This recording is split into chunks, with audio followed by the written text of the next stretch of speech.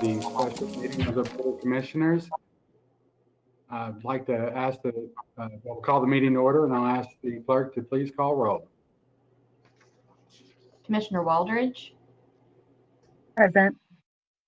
Commissioner Thompson. Present. Commissioner May. Present. Commissioner Unger. Present. Mayor Wilkerson. Present.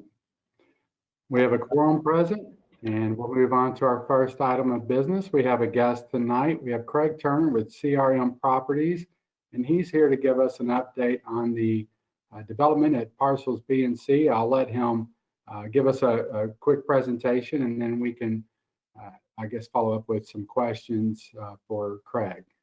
You there, Craig? You're on mute, Craig.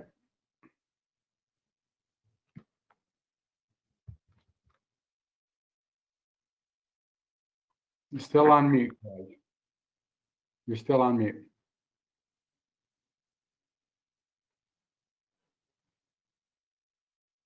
How about now? I'm live. Okay, good. All righty. Well, again, I'm Craig Turner. And again, thank you for the opportunity to chat with you today and kind of bring you up to date and kind of recap where this project started and kind of where it is today, since there are 4 new commissioners. Congratulations. Hopefully I will provide you some information. Much of it you may already know. But first of all, I am the founder and president of CRM. And I am only as good as the team that is around me. And the team that we have that's displayed here, I believe, on the screen. Does everyone see the screen? Okay. Is obviously very experienced and a proven team. And the important thing for me and for you to know is that this team and I have, and our group have worked together for a number of years. And we have the same team members that are on this project that were involved in the other Frankfort projects that I'll talk about here in a little bit. But let me give you just a very brief and quick kind of flavor overview of CRM's experience. First of all, we are a company that is kind of multitasking in the marketplace. We're in a number of different fields. We're in the hospitality business. We're in the restaurant business. We are not in the retail business to say, but as well as we've done a number of office projects. The difference for us is that the projects that we undertake, we are typically the owner, and we're in charge of the design and oversee the construction, responsible for it. And then we are obviously the owners and operate those properties. That's the typical scenario. To give you an idea of the design, build, own, operate projects that we've done in the past are, we did regional headquarters, office buildings, very large ones for Bell South and AT&T through Florida, Kentucky, and Tennessee. We've done laboratories for SmithKline Beecham in a couple places. We've actually done manufacturing plants that we have owned and leased back to Toyota and Johnson Controls, just to kind of name a few. And we've done a number of mixed-use projects, which is similar to the one that we're talking about in undertaking here in Frankfort. So let me just give you an example, I guess, of the ones that are right here close to home and in Frankfort. We have one that is the 300 building that sits up on top of the hill. That building is 5 stories. It encompasses about 375,000 square feet. I think a unique aspect of it, it's one of the first P3s that was done in the Commonwealth, with the Commonwealth rather. And proud to say that building was completed in budget and ahead of time. The other building is the Mayo Underwood building that obviously abuts and looks at Parcel B and C. And the Mayo Underwood building is approximately 385,000 square feet. Casey, you can flip that slide. There you go, thanks. Very similar. It's 5 stories. The difference is that this project also included the construction of about 1,150 parking spaces, as well as the implosion of the Capitol Plaza Tower. Again, that project was done way ahead of schedule and in budget. So those are the two that we have in town currently. We've also just been selected to do a dormitory project up at Kentucky State. That's a large project for 400 and some beds and a dining room. The other aspect of business that we are also in, that we own and operate, is a hospitality business. One that's nearby is in Louisville, Kentucky. It is a Marriott, a loft hotel. It has about 126 rooms with a courtyard and an investment of about $25 million. We have another one that's very similar to it. It's another Marriott, a loft hotel in Westerville, Ohio. Very similar, a little smaller. It's 100 rooms, and it's a ballpark about a $20 million investment.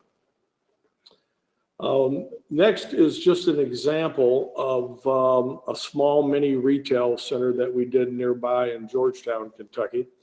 But I think it somewhat will reflect a little bit of the type of tenants that we've used here and other places. This one obviously shows Starbucks and Verizon, and in this case, Mod Pizza. Mod Pizza happens to be a business that we also own. We have 11 of those in Kentucky and Ohio, which we obviously own and operate. But let's talk about Parcel B and Parcel C. You know, when this project started and we completed the Mayo Underwood building, the property across the street was extremely attractive. And what we've tried to put together here is something that would blend in with what's in Frankfort, that would be compatible with the spaces around it and also meet current needs. You know, Parcel C is the one that sticks out there in the bottom left of your screen. It shows a future development and a couple of yellow buildings that are potentially office buildings where the current YMCA sits. So part of our plan originally encompassed moving the YMCA over to the top of the screen, right under the word vision, in that kind of blue-green squares where we had originally allocated space for the YMCA. We've been in constant contact all the time with Paula Anderson and her group at the YMCA, and I know they're in the midst of their fundraising. I know they're also in the midst of the allocation of the money that the city has talked about providing them as well. And I think due to the timetable of where they're at on where they need to, how long it will take them to raise money in the current environment, we're actually going to move them from that blue-green space to that next little yellow block right under the inn that shows in that square. And we'll leave a pad there for them so they can accommodate up to 30,000 square feet. That will give them an opportunity to have their own identity there on that corner.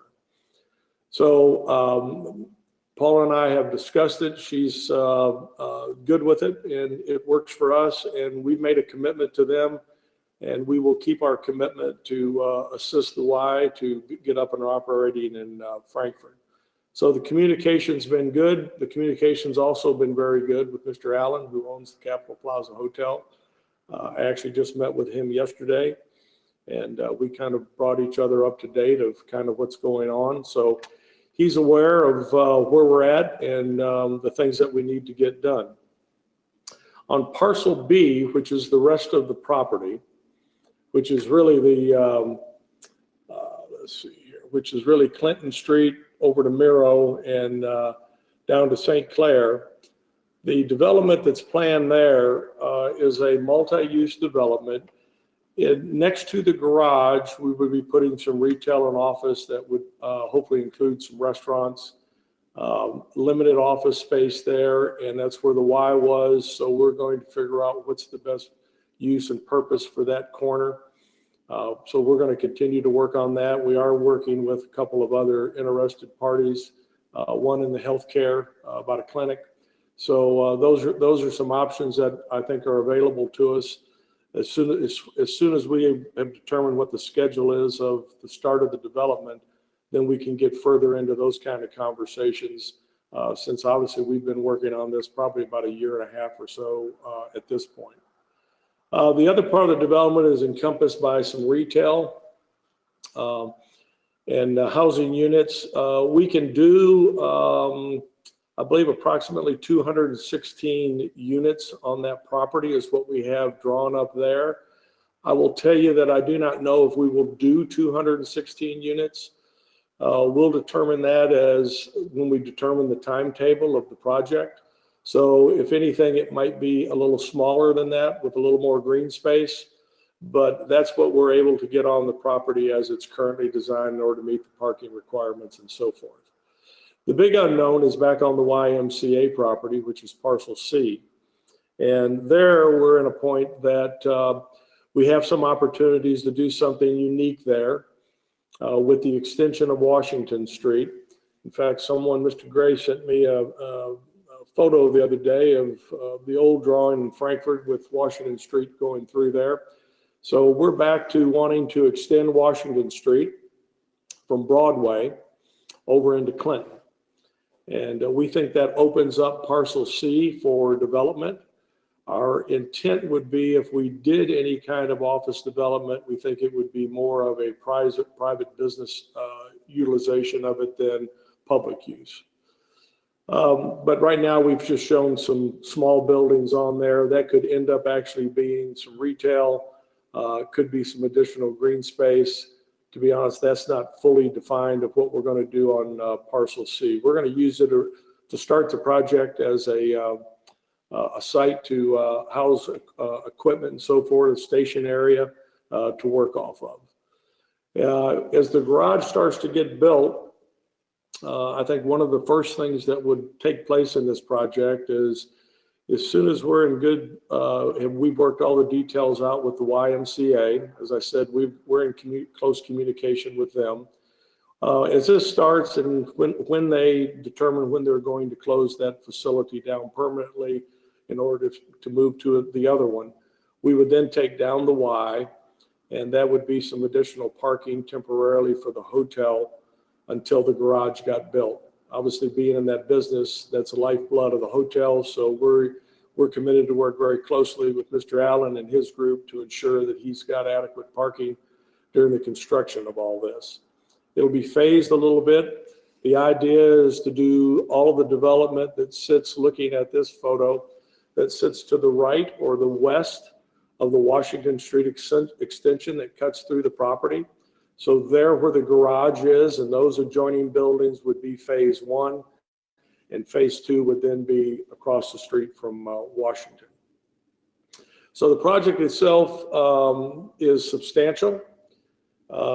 We probably at this point, the team that I gave you a little bit of flavor about is obviously fully committed. We had a meeting with the contractor on Monday as an update with him as well, which is D.W. Wilburn. D.W. Wilburn is the contractor that we'll be using. The architectural firm is EOP out of Lexington. EOP has probably done 98% of my work since I've been in business. So we've got a great relationship there. So everybody kind of already knows what everybody is expecting and thinking when these projects arise. You know, we've probably expended several $100,000 to date to get to this point, from consultants, architects, land planning, and so forth. And we are fully committed to the project, and that's why we're still here today. We have the ability to do this. And, you know, our goal is to do something that the city will be pleased with, that will be a success for us, and something that I think so far all the groups have worked extremely well together, very collaboratively, to get to where we are. So the city's been great, and all the officials there, the conversations I've had with the county, we've had a little bit of input with the state as well. So, you know, this is a big project that encompasses a very important and vital area in downtown Frankfort. And our goal is to do it with a quality project similar to the investments we've already made in Frankfort, Franklin County, and make it something that, more importantly, is successful. Not something that just looks good, but something that actually works. So we're committed to the why, and we're committed to the overall scope of the project. We're actually anxious to get started, and those negotiations are obviously in play with the city currently about finishing up a development agreement. So we can obviously determine exactly when we'd be able to put a shovel in the ground. So that kind of gives you an overview. The next slide, we'll talk to you just a little bit about estimated cost, and I can explain a little bit this for you. You know, we think that the garage is going to be somewhere between $8 to $8.5 million. Our site work for the whole project, which would be Parcel C, Parcel B, getting the site ready for the retail development and infrastructures, is probably another $3 million. It's $1.5 million to extend Washington Street and the things associated with it. And it's about $500,000 to take down the Y when applicable. The other private components that are there, this is an estimate that we did when we looked at the hotel. Mr. Allen, I believe, has some plans for the hotel as well. So the hotel, I think Casey can talk to you about its impact on the TIF and what those dollars would mean. And I'll leave that for him to address. But the YMCA, that was still looking at using building about a 30,000 square foot facility with pool. And then we've just broken down kind of the retail and restaurant and office and residential aspects of the project. It does not include that almost, let's call it the $76 million number to this $90 million number, doesn't include the future space that's sitting on Parcel C. If that's an office building, we can probably get almost 100,000 square feet on that site. Which is also another reason the parking garage becomes in play for that kind of future development as well. But obviously we're talking about making a huge investment here, and we have the horsepower and the contacts around us to make this project a reality, and we're just anxious to get started. With that, I'm going to turn it over to Casey, would you like to ask me some questions now before Casey gets into the TIF, or do you want to wait till the end? I'll open it up for just a couple of questions real quick. Sure. Anyone?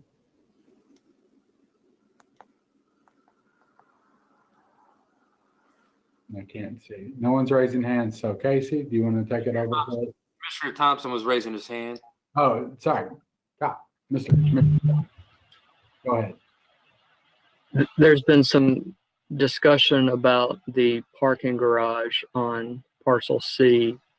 You have an estimated component cost of $8.5 million.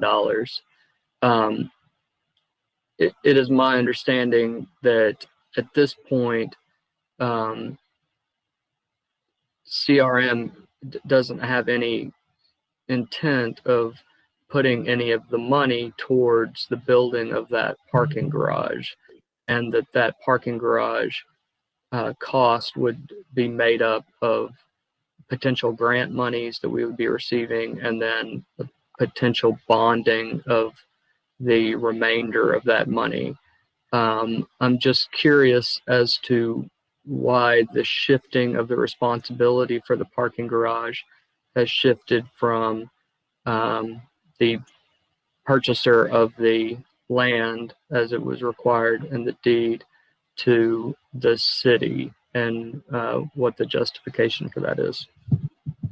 Okay, the justification is pretty simple. From the very beginning, the entire intent on the development of the property would be done with other governmental or quote federal funds. The intent from the beginning was to do a TIF project and accompanying it with a grant. And in the previous administration with Mr. Parker back then, we had a great working relationship that also got us to a point that that grant was applied for. And as we've gone through this TIF process with, I think we've had 2 public meetings. So the intent from our standpoint from the very beginning was to use those kind of dollars to build the parking garage. The difficulty here on a development of this size and scope is, number one, currently we don't own the hotel. 150 of those spaces need to be accessible to the hotel. The others are going to be accessible, or a good number of them, not all of them, obviously, for the transit center. So, between those two things, that's the main basis and use for the garage. We are giving the land to the city in order to do the garage, and as a component of that. So, we have dollars that we're putting up. We're also agreeing to give the Y the ground free of charge for their facility as well. And all the other costs that you see on there are borne by us. But unless this was a community that had a business model where you paid for parking, having a non-revenue parking garage doesn't work for any private developer whatsoever.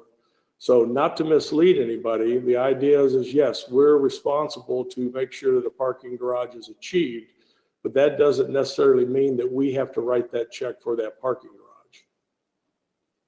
Well, to be clear though, you're asking the city to apply for grant funding of $5.5 million and then to put in the additional $3.5–4 million it may take to build that parking garage. So the only people with skin in the game, if you will, on the parking garage, which is one of the first things that's going to have to happen here, is going to be the city, correct?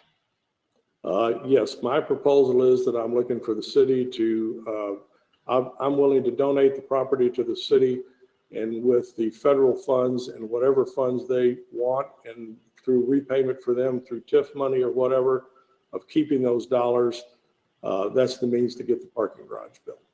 I'll save my questions regarding the TIF here in a minute, but if the grant doesn't come through,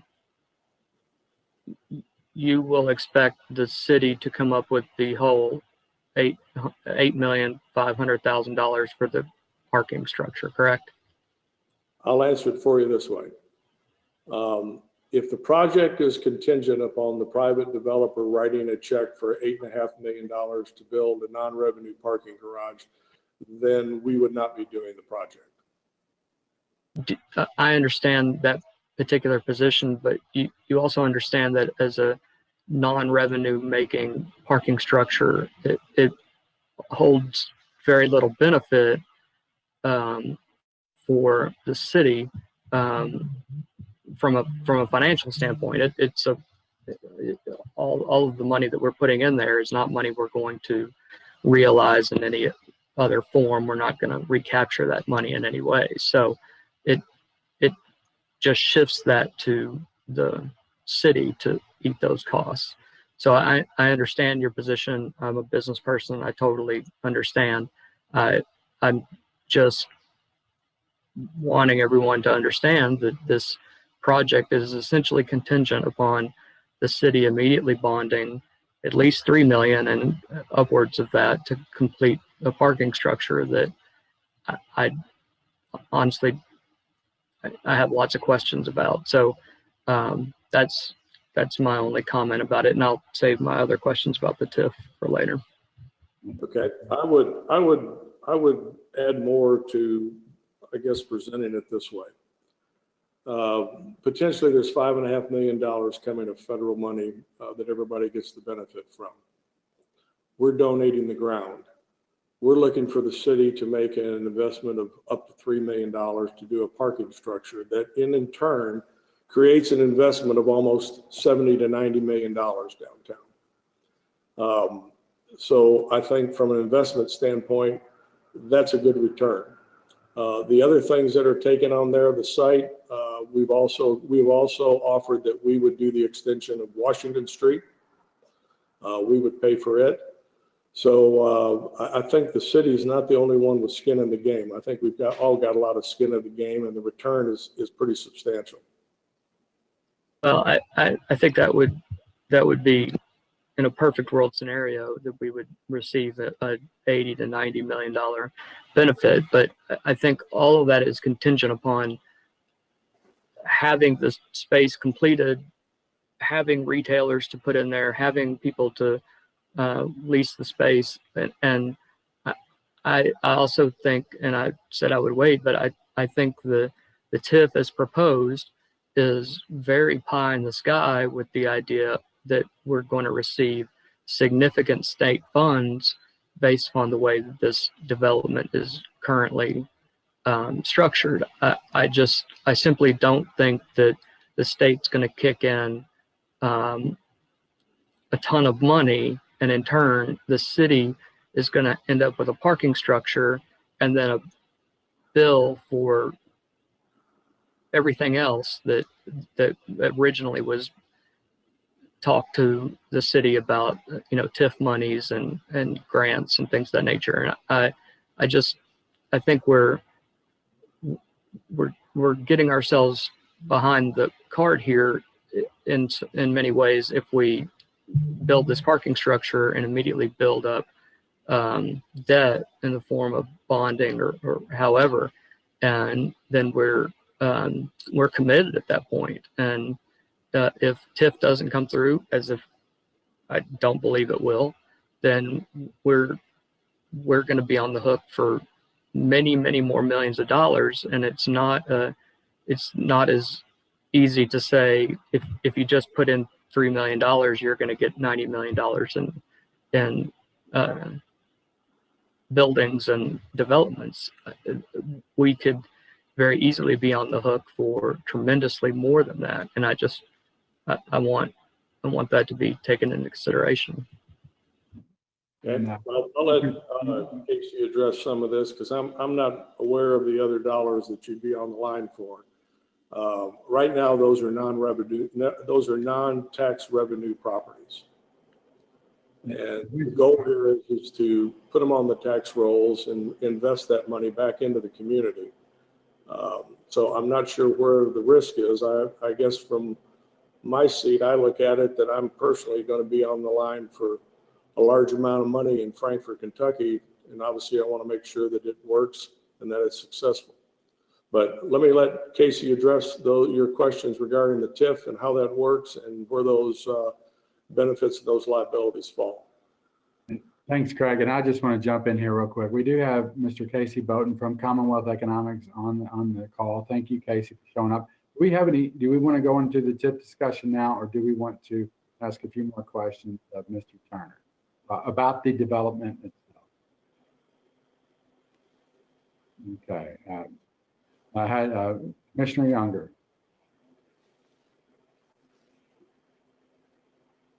Thank you for being here, Mr. Turner.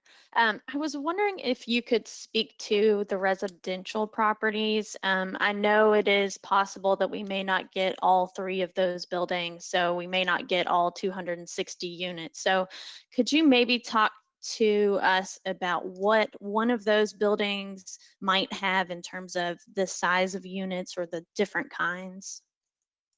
Well, I think you find those buildings being a mix of 1-bedroom and 2-bedroom units. Can be very few 3-bedroom units, primarily 1 and 2-bedroom, with a number of, we have to figure out an amenity package, but they would be, let me answer it for you this way. They would not be luxury units, okay, and yet they would not be low-income housing units. They would be a very nice caliber unit that any of us would be willing to rent and stay in. And obviously, we're hoping that the proximity of this to the amount of office space that sits downtown Frankfort, becomes attractive to candidly. One of the reasons we looked at the residential was to try to figure out ways, to retain and keep residents in Frankfort and downtown. And residential unit is one of the ways to do that instead of some more hardscape type things. Right. Is there also an idea of maybe which of those buildings would be built first out of the 3? To be honest with you, I don't think we've determined which one we would do first. I think what we wanted to do was wait till we got closer till we know what a schedule line is. And then we would bring in a third-party consultant again to go do a study that would then tell us exactly some of the questions you're asking, okay, to make sure we've got the right size units, how many would be 2 bedrooms, how many would be 1 bedrooms, those kind of things. What kind of things also is the market looking for to make sure that we're providing so that they're occupied. So I don't know Okay. which one it would be. And the design of that, to be honest with you, is not carved in stone at all, okay? You may see something different on there than what you see right now in this preliminary schematic drawing. Obviously, we have to get all this approved through the planning and zoning office. So we've got a lot of work Right. yet to do to submit the development plan for, approval and comment and so forth. hmm I had one question about Washington Street. Mhm. Is there any portion of where that street would be put in that is currently occupied by the federal building or federal property at all? Well, the federal property does come into play with it. So we have a company right now who's one of the team members, Carmen. They're our land planning architects. So they're working on the layout of Washington Street. It may require us, if we want to keep it exactly where it is, to ask for a piece of that property or some kind of trade-off with it, or we may have to move the street over just a little bit. That will affect a little bit of the design on down through there, but still works. Okay. Thank you. Commissioner Waldridge. Thank you. Can you hear me? I can. Great. Thanks, Mr. Turner. Well, I just wanted to jump in on sort of a little bit of what Kyle was saying. I agree and sort of disagree in ways because we have to be very cautious in the situation where, Frankfort is in a very vulnerable stage. And sometimes when we put ourselves in a vulnerable stage, we could be taking advantage of. And I'm not saying that's what you're doing, but it does put us in a situation where we have to make sure that we're crossing our T's and dotting our I's, that we're not getting the lame stick. Because here lately, it seems like everyone just thinks that the city can write a check. And by all means, we have to understand that, you purchased this property for $1,005. Who knew that it was going to go for that, even though there was an issue with the garage, correct? So, I understand the side of that it is a huge expense to build that parking garage. However, let's not be naive. That's not the city's problem right now, nor should it be our pay date to really worry about it, because we didn't purchase the property and nor did we sign the agreement that the state has. So it's technically a state problem because they've written it, and we all know that Landrum wrote this up, and you purchased the property for what you purchased it for, and clearly he put that in there to where the parking garage would be, and that's just basically so the state doesn't get sued. So let's be honest about that. So we have to really look at this and break this down to where, what is it that we're doing? I understand, we let go of a great city manager that literally, won this grant, Keith Parker. He went and pushed this grant. He and I started this conversation with Mitch McConnell and some people in DC. I remember this, and he came back and hit the ground running with it. And he's tried to secure this to help with your project and moving forward and to help with that. However, what I am seeing is it seems like now it's just becoming a focal point of the city. And I think with the dismissal of Keith Parker, it's really harmed this particular project and sort of have us off the rails, as we don't have people that are keeping up with this project as it should. We need someone to have these hard conversations because why is it right now that we're only talking about the city putting in $3 million? Well, let's talk about the state. Why haven't we been having a meeting with the counties? This is not a city problem. And so I just want the community to know this. This is not a city problem, and we need to write a check for $3 million. This is a Frankfort and a Franklin County and a state problem. The state has an issue. They need it. Regardless if this falls through or not, it's going to go back on the state, and the state still has to build $11 million garage or whatever it looks like. So in the win-win, we have to make sure, and I know we're going to talk about it later on, getting a city manager and things, but we have to get the right people in these positions to have these conversations, because right now, the county should be on our meeting right now. Right? They have a say. They have a budget. And so we have to make sure that city just doesn't keep on stepping up and trying to write these checks for it. But I also want to say, this started out as what, about $11 million, thing. And now it's down to where we got the grant. Now we're down to $3 million. So thanks to Keith Parker, of course.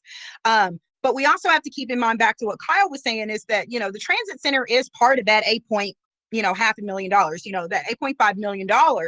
And, you know, we have to be cautious in saying that the city's not going to write a check for this or that, because we're not going to gain anything back, because we do want development. And sometimes we are going to have to give to get some. And I think that that's, you know, a time right now.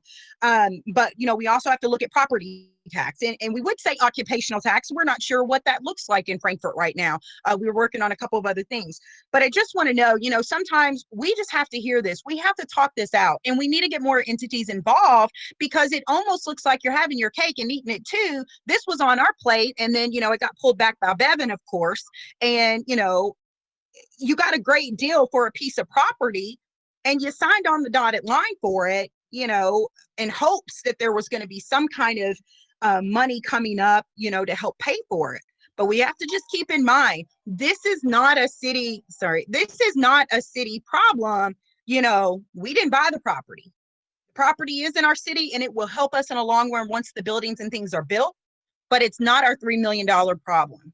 But what I can say is that we can work with you, and we can work with the state, and we can work with the county and get them in on this. But I just don't see right now writing a $3 million grant, a $3 million bonding, and we haven't had these other conversations. But I know we do have, hopefully, someone coming into our city that will have these hard conversations and look for more money. Yes, putting in $3 million, as you said, will bring a lot into Frankfort. I agree with that. But we just have to be very, very careful in what we're doing to make sure. And I know everyone is new to, you know, seeing this for the first time and hearing it from a perspective of commissioner, except for me. But, you know, there's just a lot of questions. There's been a lot of unanswered questions. I appreciate you giving us an update. And I know the young man's going to give us an update on the TIF a little bit further, which I'll have more questions then. But, you know, our city has really fallen short of having leadership in the past few months to actually get us questions. I sat in on the county meeting the other day, and the county was asking questions, and even our city couldn't give them answers because we don't have answers. And so I appreciate you meeting with us to give us some of these answers. But just know I am concerned, but I'm also trying to look at it from both ways on what we are going to gain. But just to know that the city needs to stop just pulling out its checking book just because there's something to pay, like we're the only ones here with something to lose. We're not. So I guess it's sort of overall on how I feel about the situation. So. Do we have a question for Mr. Turner or Mr. Bolton on that, or is that? If I could, let me tell you, so the record's correct. I do not own this property. I am just the developer. The property was acquired by New Frankfort Development.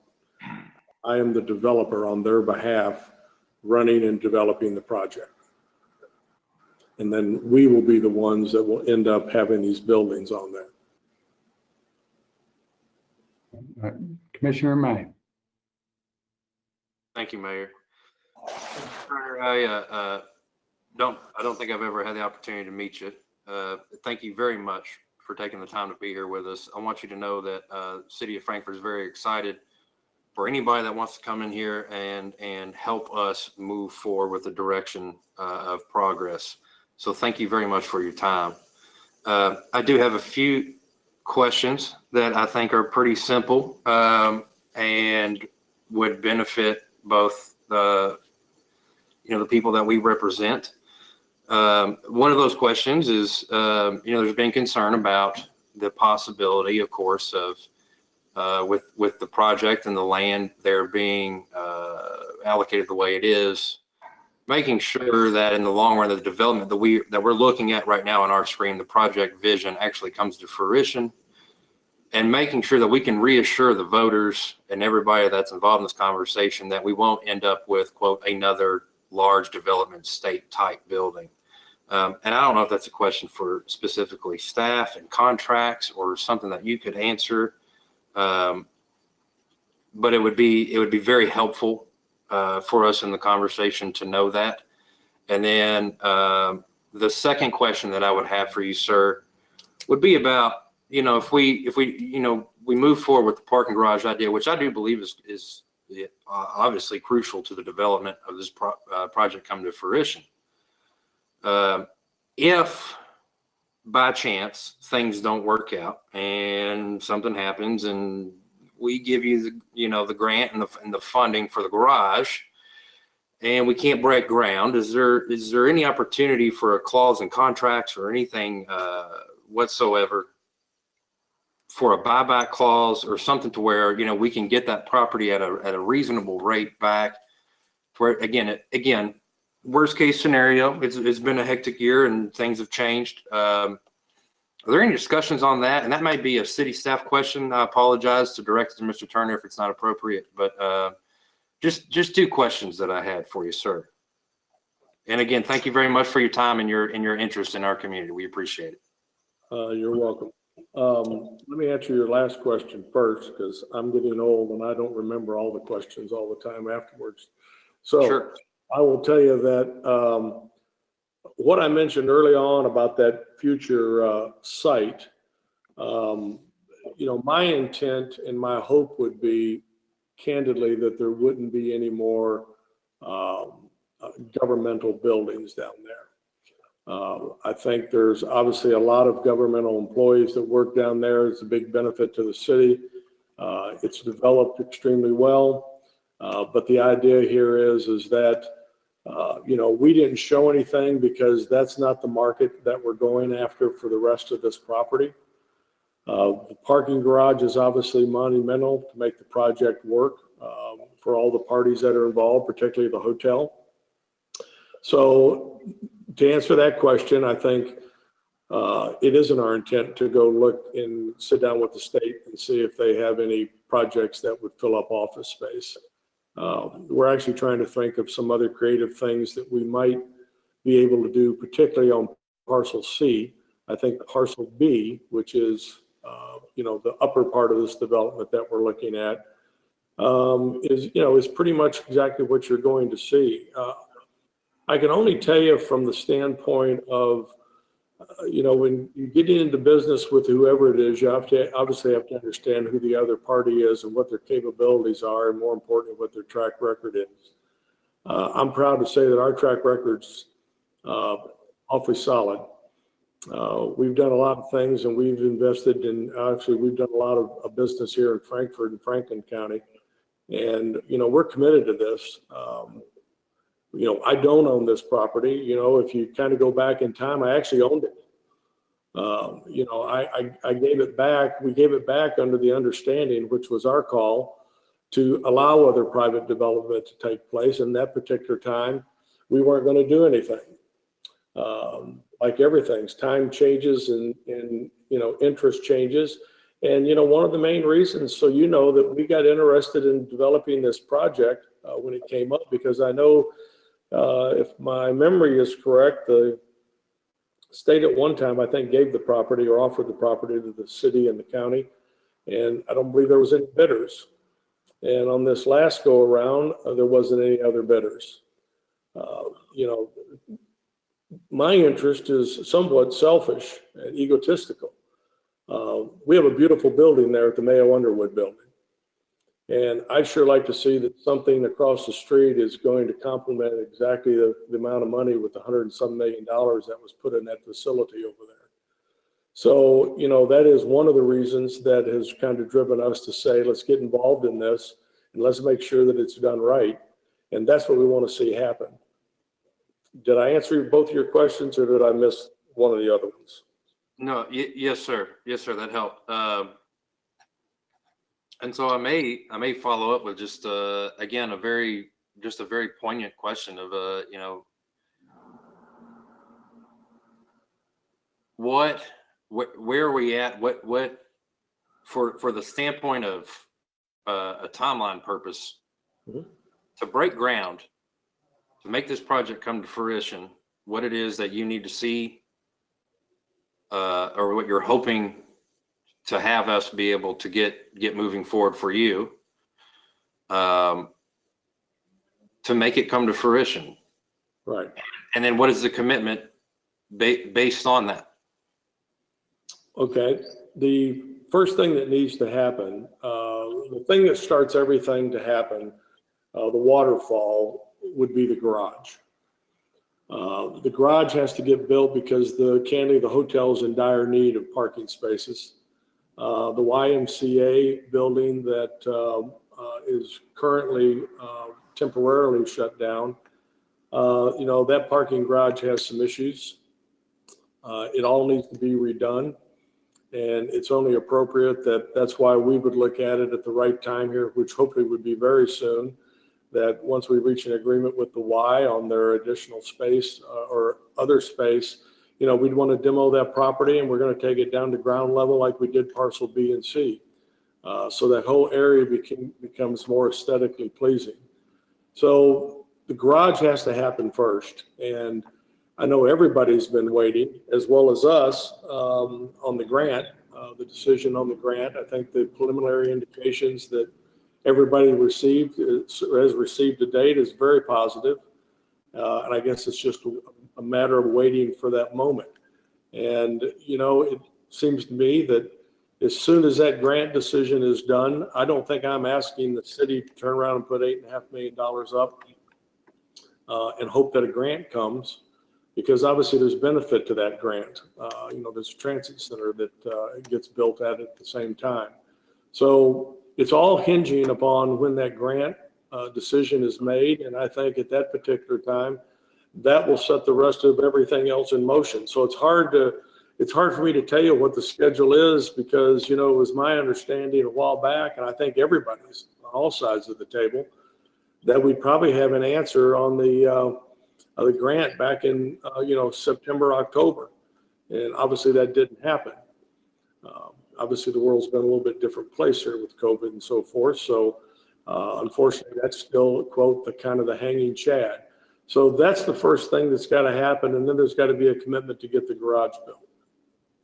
And once the garage gets built, then I would make the commitment to get started on Washington Street that I'm going to pay for and so forth, and get that extension done and get the property underway.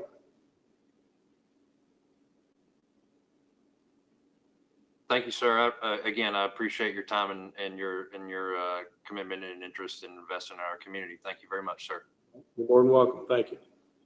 I just have a couple of questions, Mr. Turner, and I do appreciate you all committing a Wednesday night to join us, and you're still here a year later after a pandemic. So thank you. And just have a couple of questions. One came up tonight, so I just want to verify that the Washington Street extension is between Broadway and Clinton, right? It doesn't go all the way to Mayo.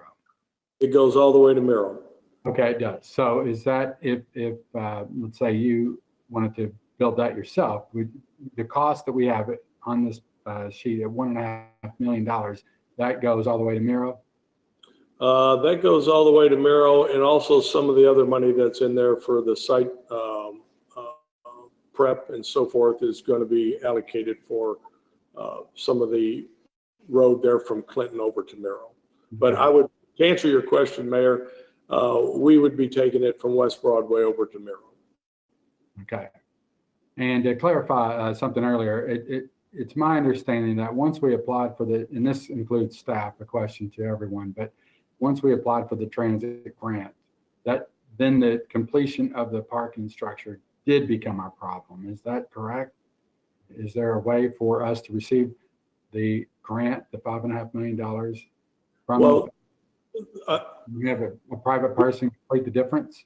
Okay, you all may answer this question, but the $5.5 million, the applicant on the grant is the city. Right. Through the transportation cabinet. So that $5.5 million goes to the city. Then the city potentially would put an RFP out for the construction of that, for the design and then the construction of that garage.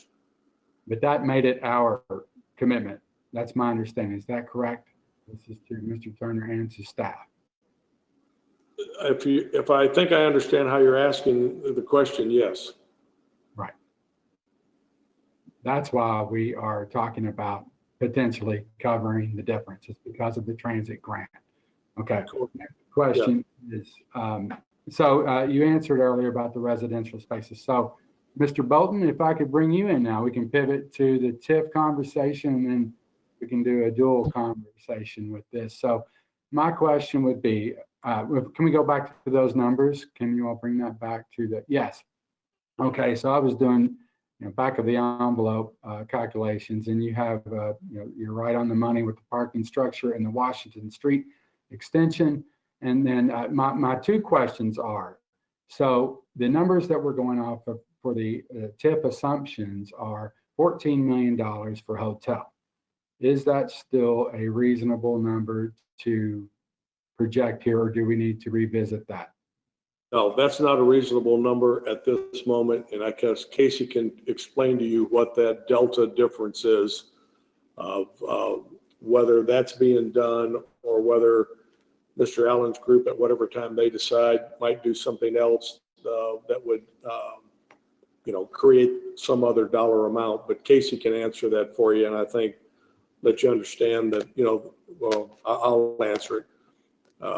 Casey, correct me if I'm wrong, but I think the delta of what that money would mean to the TIF is less than $35,000. Am I right? Yeah, in short, I think the way that we've projected it, because the hotel already has activity there, the lift or the increment generated by rehabbing it was not projected to be monumental, so to speak, in terms of additional occupational taxes generated. So when you look at the additional property tax that we estimated that would come in from the hotel, along with some additional employment from increased activity, maybe some additional meetings and the employment that goes with that, we're around the $35,000 mark, very, very back of the napkin math in terms of overall TIF increment that would be allocated to the hotel. And so in the event that nothing happened there, obviously the most obvious piece that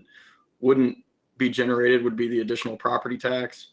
And then there's also some, projections related to additional employment that may not come to fruition. I think what we would all assume would happen is if you do build this garage and Craig does significantly invest in Washington Street and some improvements there, it becomes difficult for me just as an economist and consultant to see that somebody would continue to let that hotel languish. I've got to think there's some sort of investment made there and something is done to keep that up to the quality of the neighborhood around it. So our estimates are based on a $14 million investment that adds to the property value and some additional employment as a result of additional meeting space that was a part of that original plan.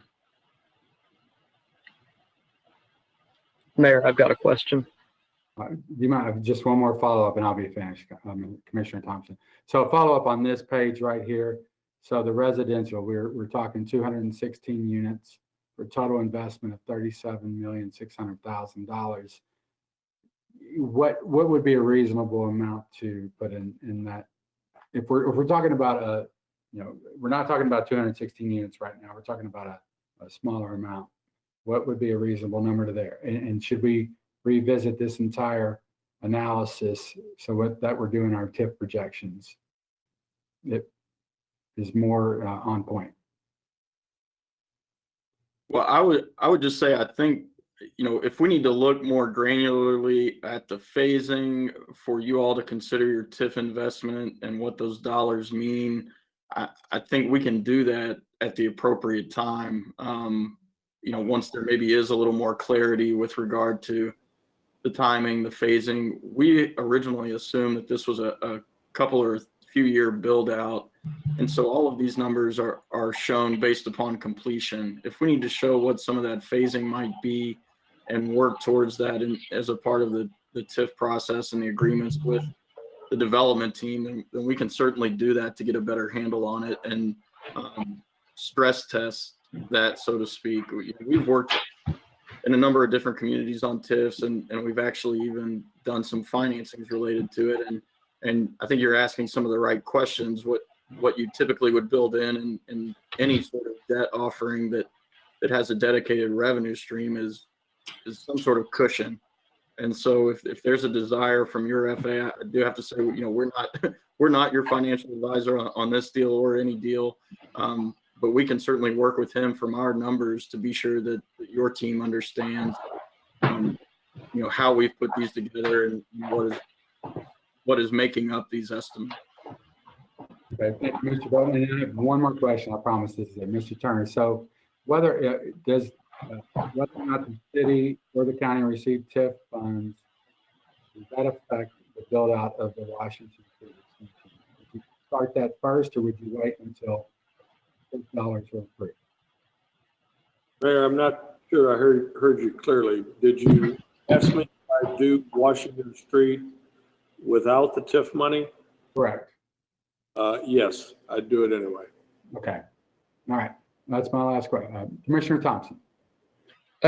Casey, I've got a couple of questions here. What will drive state TIF dollars if it's not the hotel or the convention space? Well, I think it probably is useful. It's probably useful to be sure everybody has an understanding of the TIF program and generally how it works. And that may answer your question.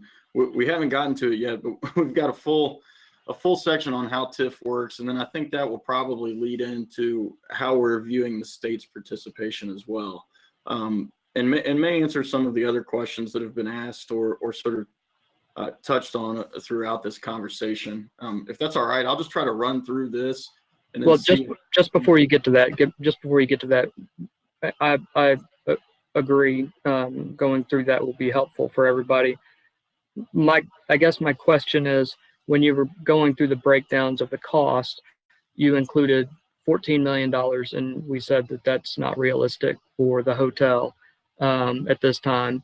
And it was stated that if we have this improvement of Washington Street and we have a parking garage and all these things, that it would be silly not to make the improvements to the hotel that need to be made.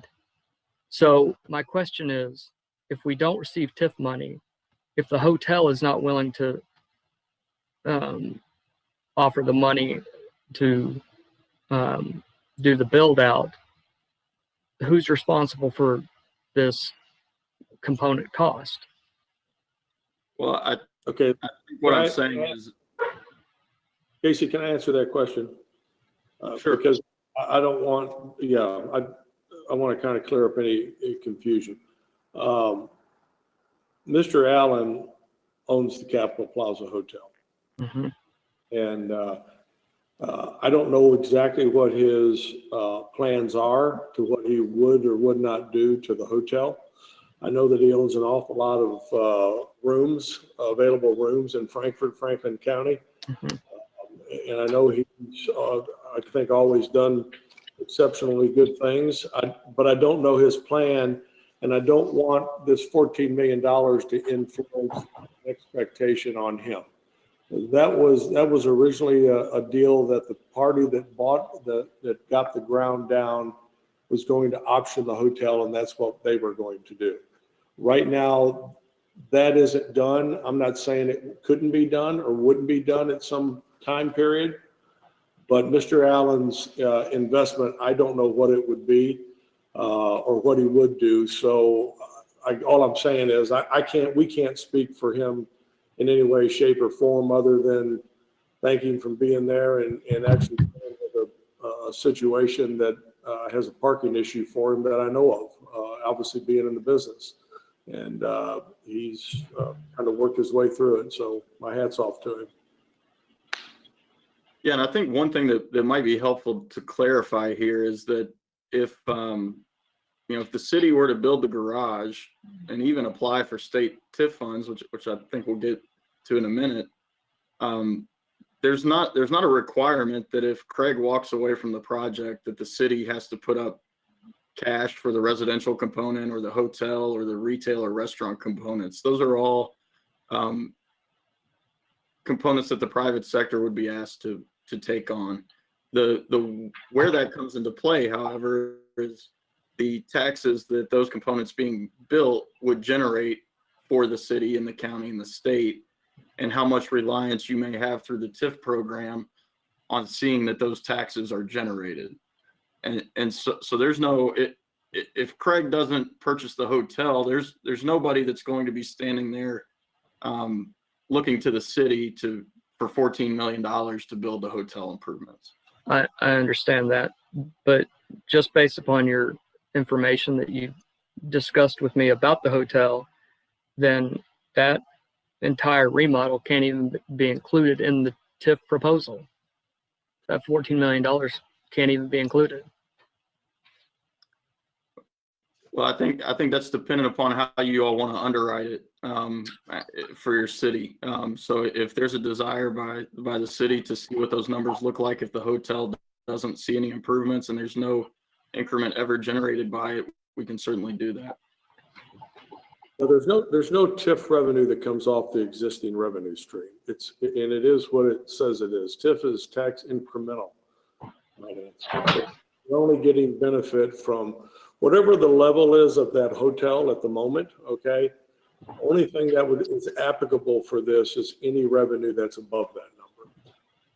So you're not getting benefit of the other below it. And I totally agree and understand that. I just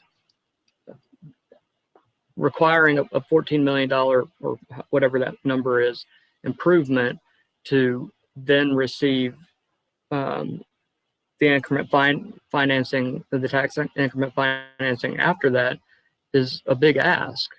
And going to the second point, the retail and restaurants, I understand that we're not on the hook to build out, $10 million in retail and restaurant, but we're not in a situation where we have a lot of development in Franklin County.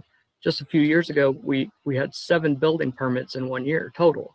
So the idea that anchor stores or even small retailers are going to have developers that are going to come in and want to spend, $10 million to build this out if we don't figure out the financing, and if the TIF financing doesn't come through, then I feel like we're getting sold this picture that's going to come through, and it's not.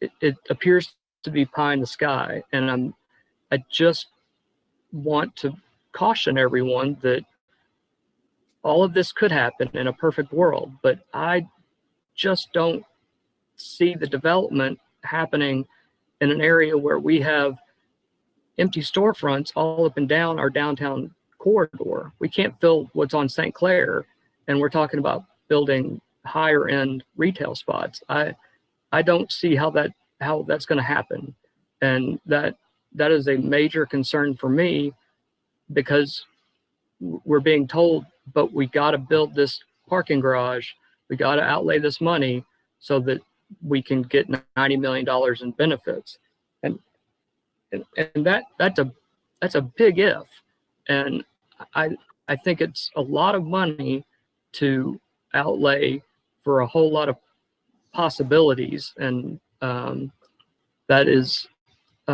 something that I genuinely am worried about when outlaying a little bit of money with the promise that it's going to have a big return.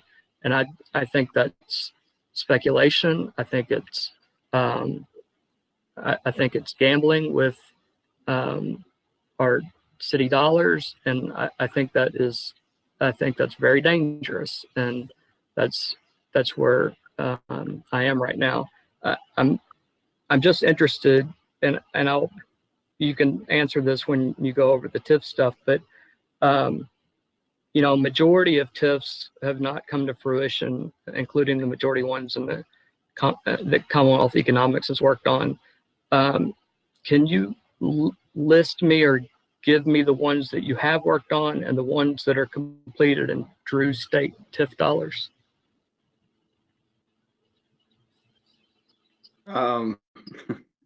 Sure. I'm not sure where you're getting any of that information. There have been a lot of successful TIF projects around the state. The Omni Hotel in Louisville is a TIF project. The soccer stadium in Louisville is a TIF project. The city center development in Lexington is a TIF project. The Summit at Fritz Farm in Lexington is a TIF project. The Owensboro downtown is basically all a TIF project, and their Gate Commons project. There are a number of TIF projects around the state that have been been successfully built, and the program's only been around for barely over 10 years. So, it's a great tool. I think a lot of communities have learned how to use it. It's young, but I think there are great ways to use it. And I think what really you're talking about here is a way to mitigate the risk to the city for making these types of investment that development requires. And I think, I do want to take a minute to kind of walk through the TIF program and how it works. Yep. Just to be sure we all understand sort of how those risks are outlaid and addressed in the way the program operates and the way that you all administer it. If that's all right. Yes, and thank you for answering my questions. Go ahead, Mr. Bolton. Sure. So as I mentioned, the TIF legislation has been around, really since about 2007. There were a couple of pilot programs before that. It requires the local government to participate in the project, and you can see the KRS statutes that govern it. KRS 657041 is where the local statutes start. Really, the concept is that a city and county can create this TIF district. And it's a way to use those incremental increase in future taxes to help support development in the area, meaning you take the taxes that are generated at the site once the project is completed, you subtract the revenues that were generated prior to the project being announced, so to speak, and that difference is then available as the TIF increment to help fund certain project improvements within that boundary. Here's a handy chart that kind of illustrates that over time, the orange being what is generated currently. Right now on the site, you have some taxes that the hotel generates, but really not much other than that. Maybe a few employment taxes at the Y or so forth. But once you have the project developed, it will develop over time and begin to generate even more taxes that are built there for the projects that are built there. And that green block represents the increase in taxes generated as a result of that over and above those taxes that were generated currently, or what we would refer to as the base taxes. And then once the TIF ends, taxes begin to flow as normal, and all of those taxes then go back to the general fund or wherever they were previously allocated. But now you have a much bigger piece of pie. A couple of things that are important to understand. A business in the district does not see any kind of increase of taxes. There aren't any exemptions created. There aren't any restrictions on property within the TIF district, meaning certain types of businesses aren't allowed or anything like that.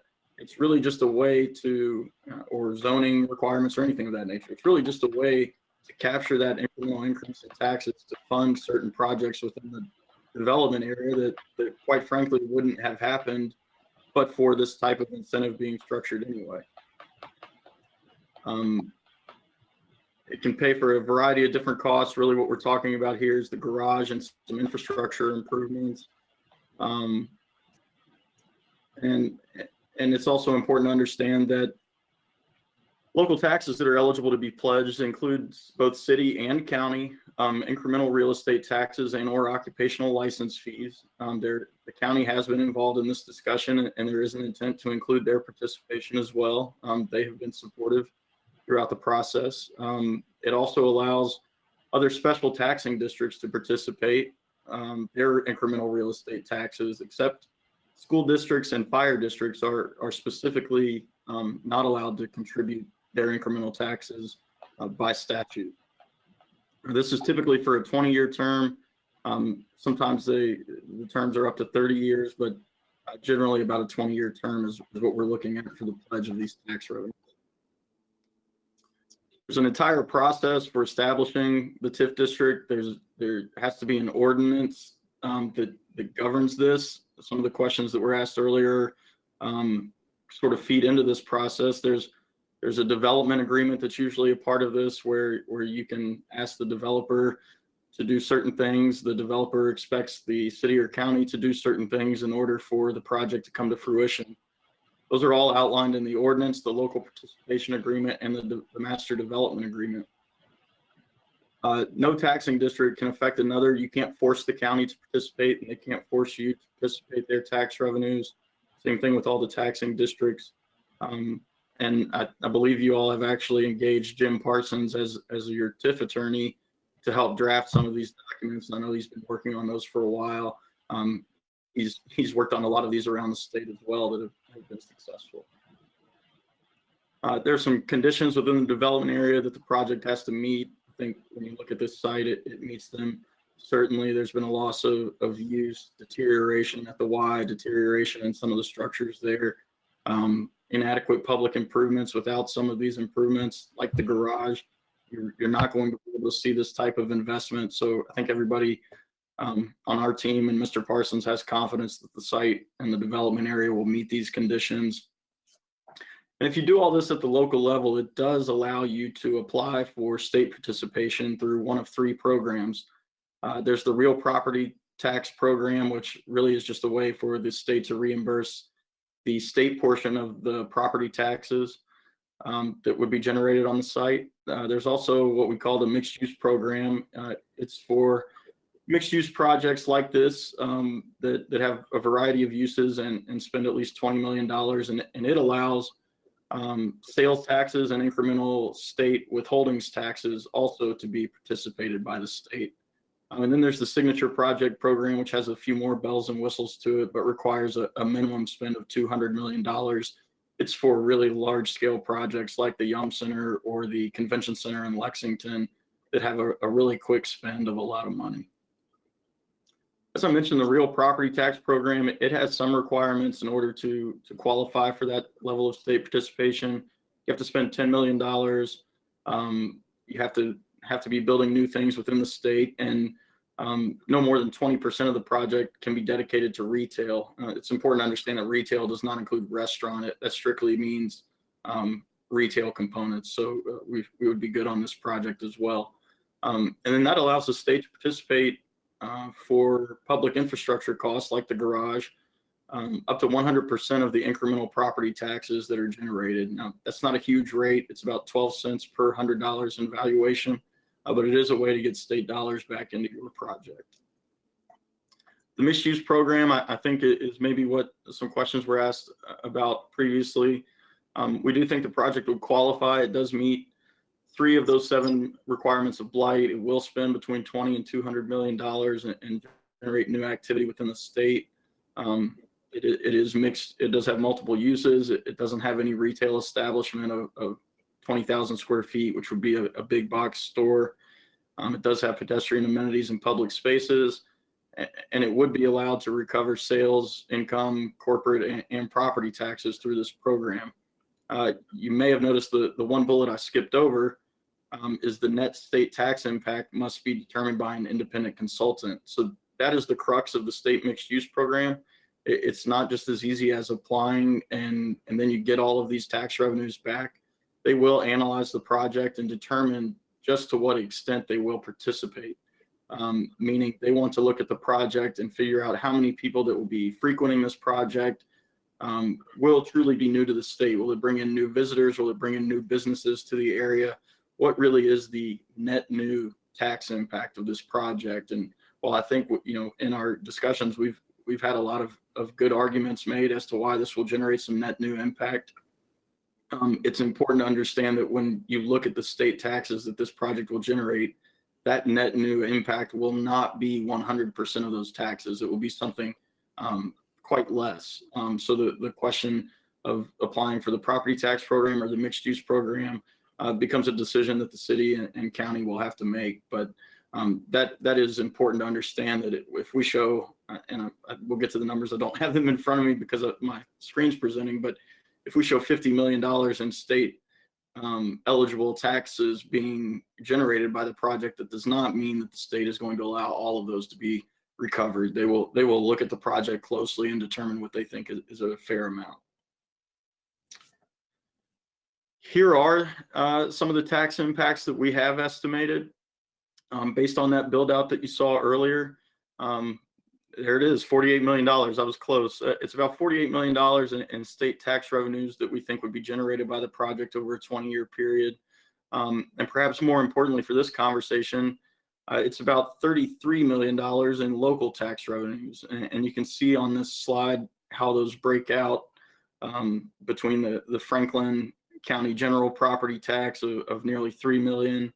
You have these other property tax districts, extension, health, library, soil conservation, and then the schools. Again, schools and fire districts are not eligible for TIF participation, but the project will generate and pay those taxes. And then you have Frankfort property tax, which is also just about $3 million. And then the occupational taxes. Franklin County and Frankfort, we've estimated those separately. You all do have some unique agreements with the county and the city, and we've taken those into account with regard to the hotel and existing businesses and how those taxes are generated and taxed. And you also would generate transient room tax by the project. What we tried to do, and I know this chart has a lot on it these days, and it may be difficult for you all to see, but we did estimate the incremental taxes and what this means to what would be eligible to, frankly, to fund the project in a maximum participation scenario. So just kind of walking from top to bottom, we've shown the future state tax revenues and the future local tax revenues that we think the property would generate over a 20-year period. And then we have also shown what we think the site currently generates, which we would refer to as the baseline tax revenues.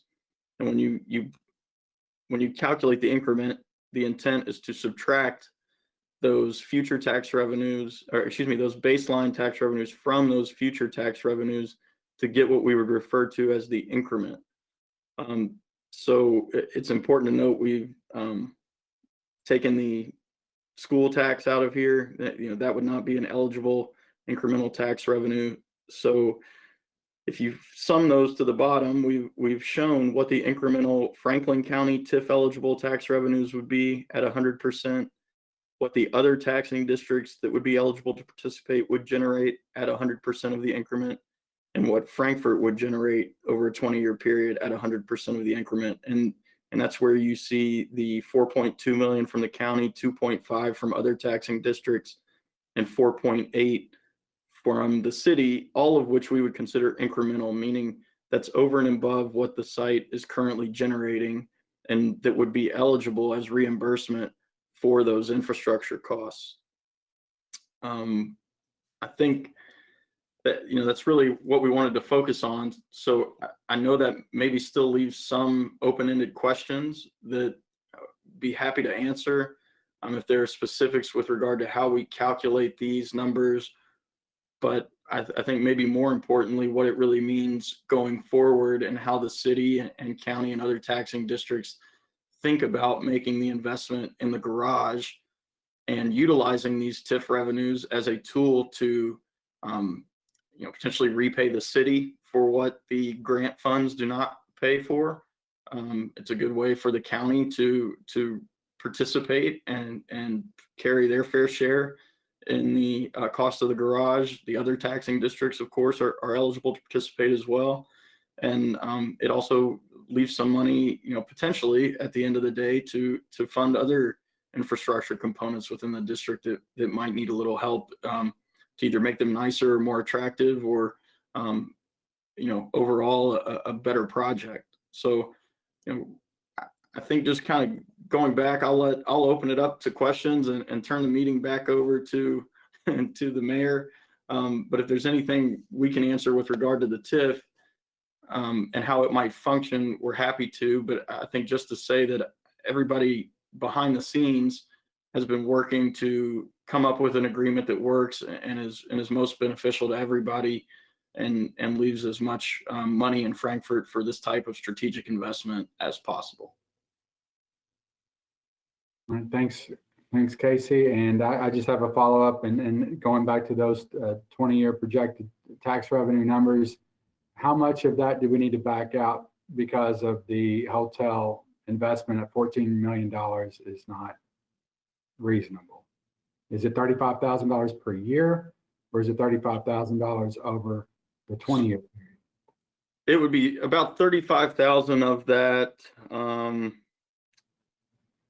I guess about 450,000 or so would probably be related to the hotel.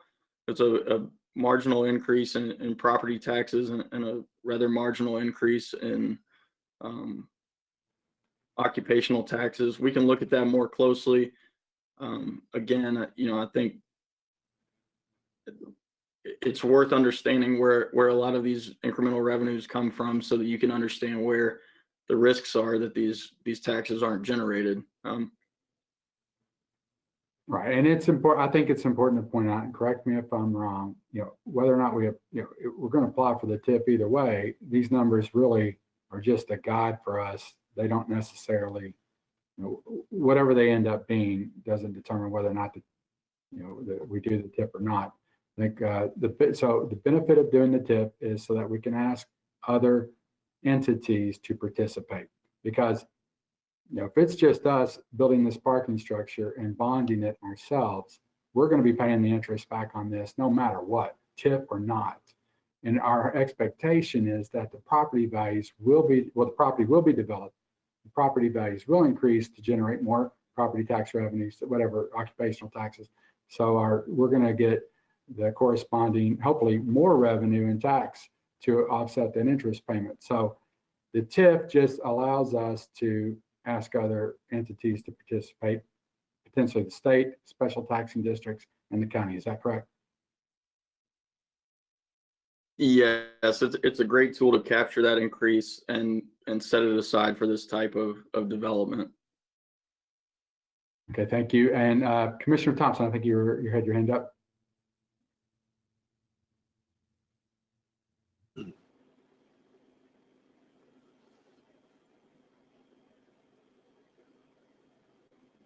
Commissioner Thompson, you have your hand up earlier.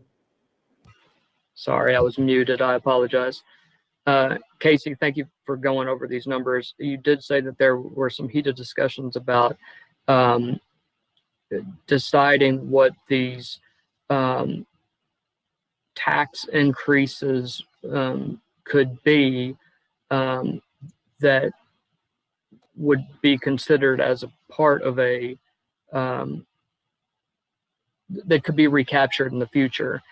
I'd like to know the arguments that were made that there's going to be an increase in revenues that aren't seen previously to the state or the other taxing districts.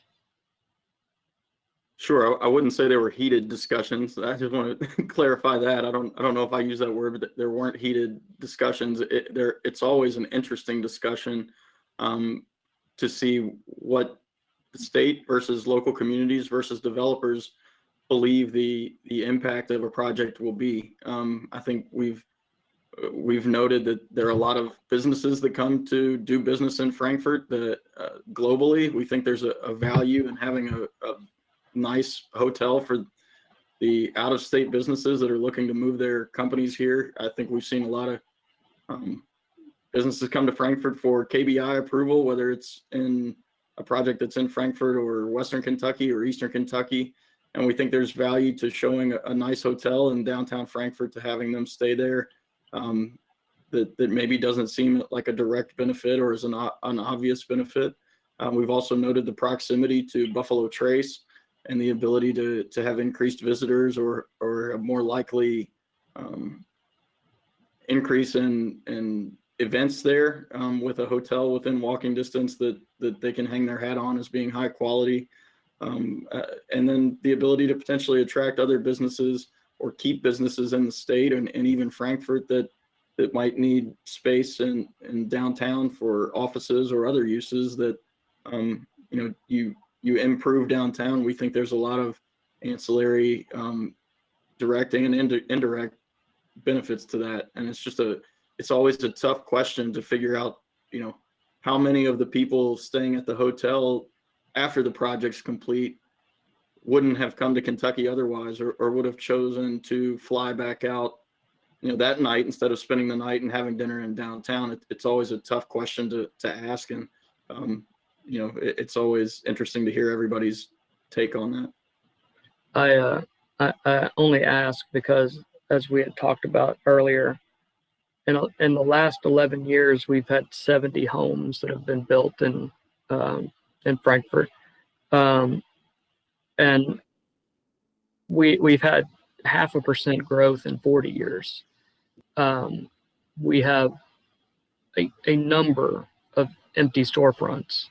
We have lost a number of small businesses during the pandemic, and even before that. Frankfort has struggled to keep small businesses. I wonder if that was taken into consideration when we have empty storefronts on St. Clair, that we're saying we're going to add 25 more spots, or however many spots we're going to have. If those go unfilled, what the benefit is, and I wonder where the people are going to come from for the apartments downtown. I think we need affordable housing, but I question where those are going to come from. And just to my last comment earlier, I did comment about the fact that many TIFs were not successful. I think there have been plenty of TIFs that have been approved. The question becomes the collection of money after those TIFs are approved and then go into effect. And I think that question is still out there. Over the last 10 years, there have been some approved, but even as recently as last month, the Herald Leader was reporting that the 9 taxing districts in Fayette County were struggling to show any benefit. So I worry about overshooting our numbers here and thinking we're going to get a huge tax increase. So many people are working from home and things of that nature that I just don't see this producing the tax base that is being presented. But that's my last comment. Commissioner May. Thank you, Mayor.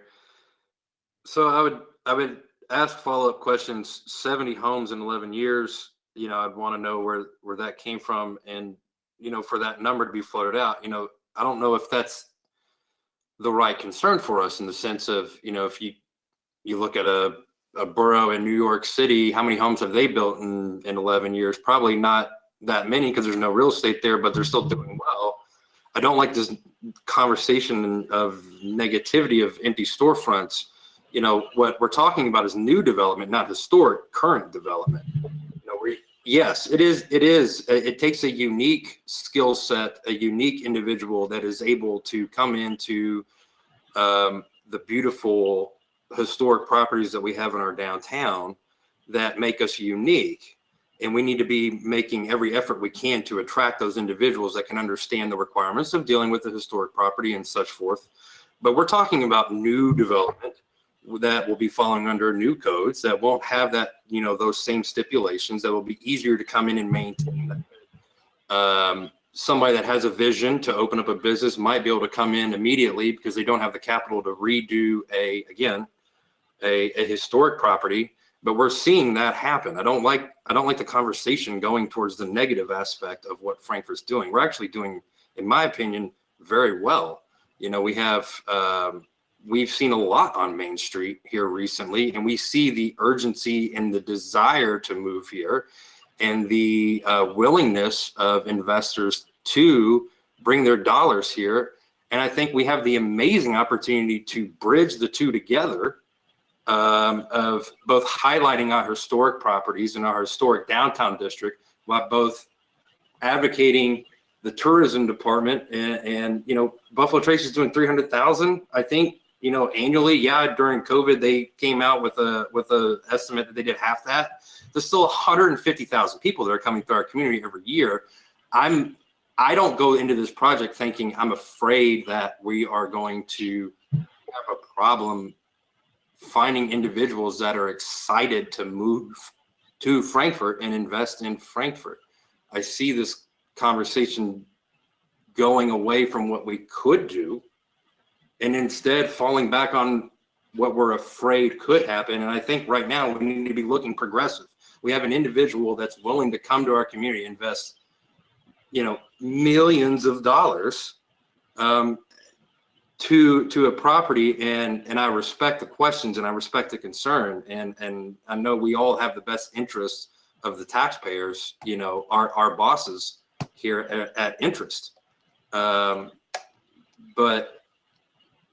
I just want to put that out there. I don't sit here with concern that we're gonna have an issue fulfilling those retail properties.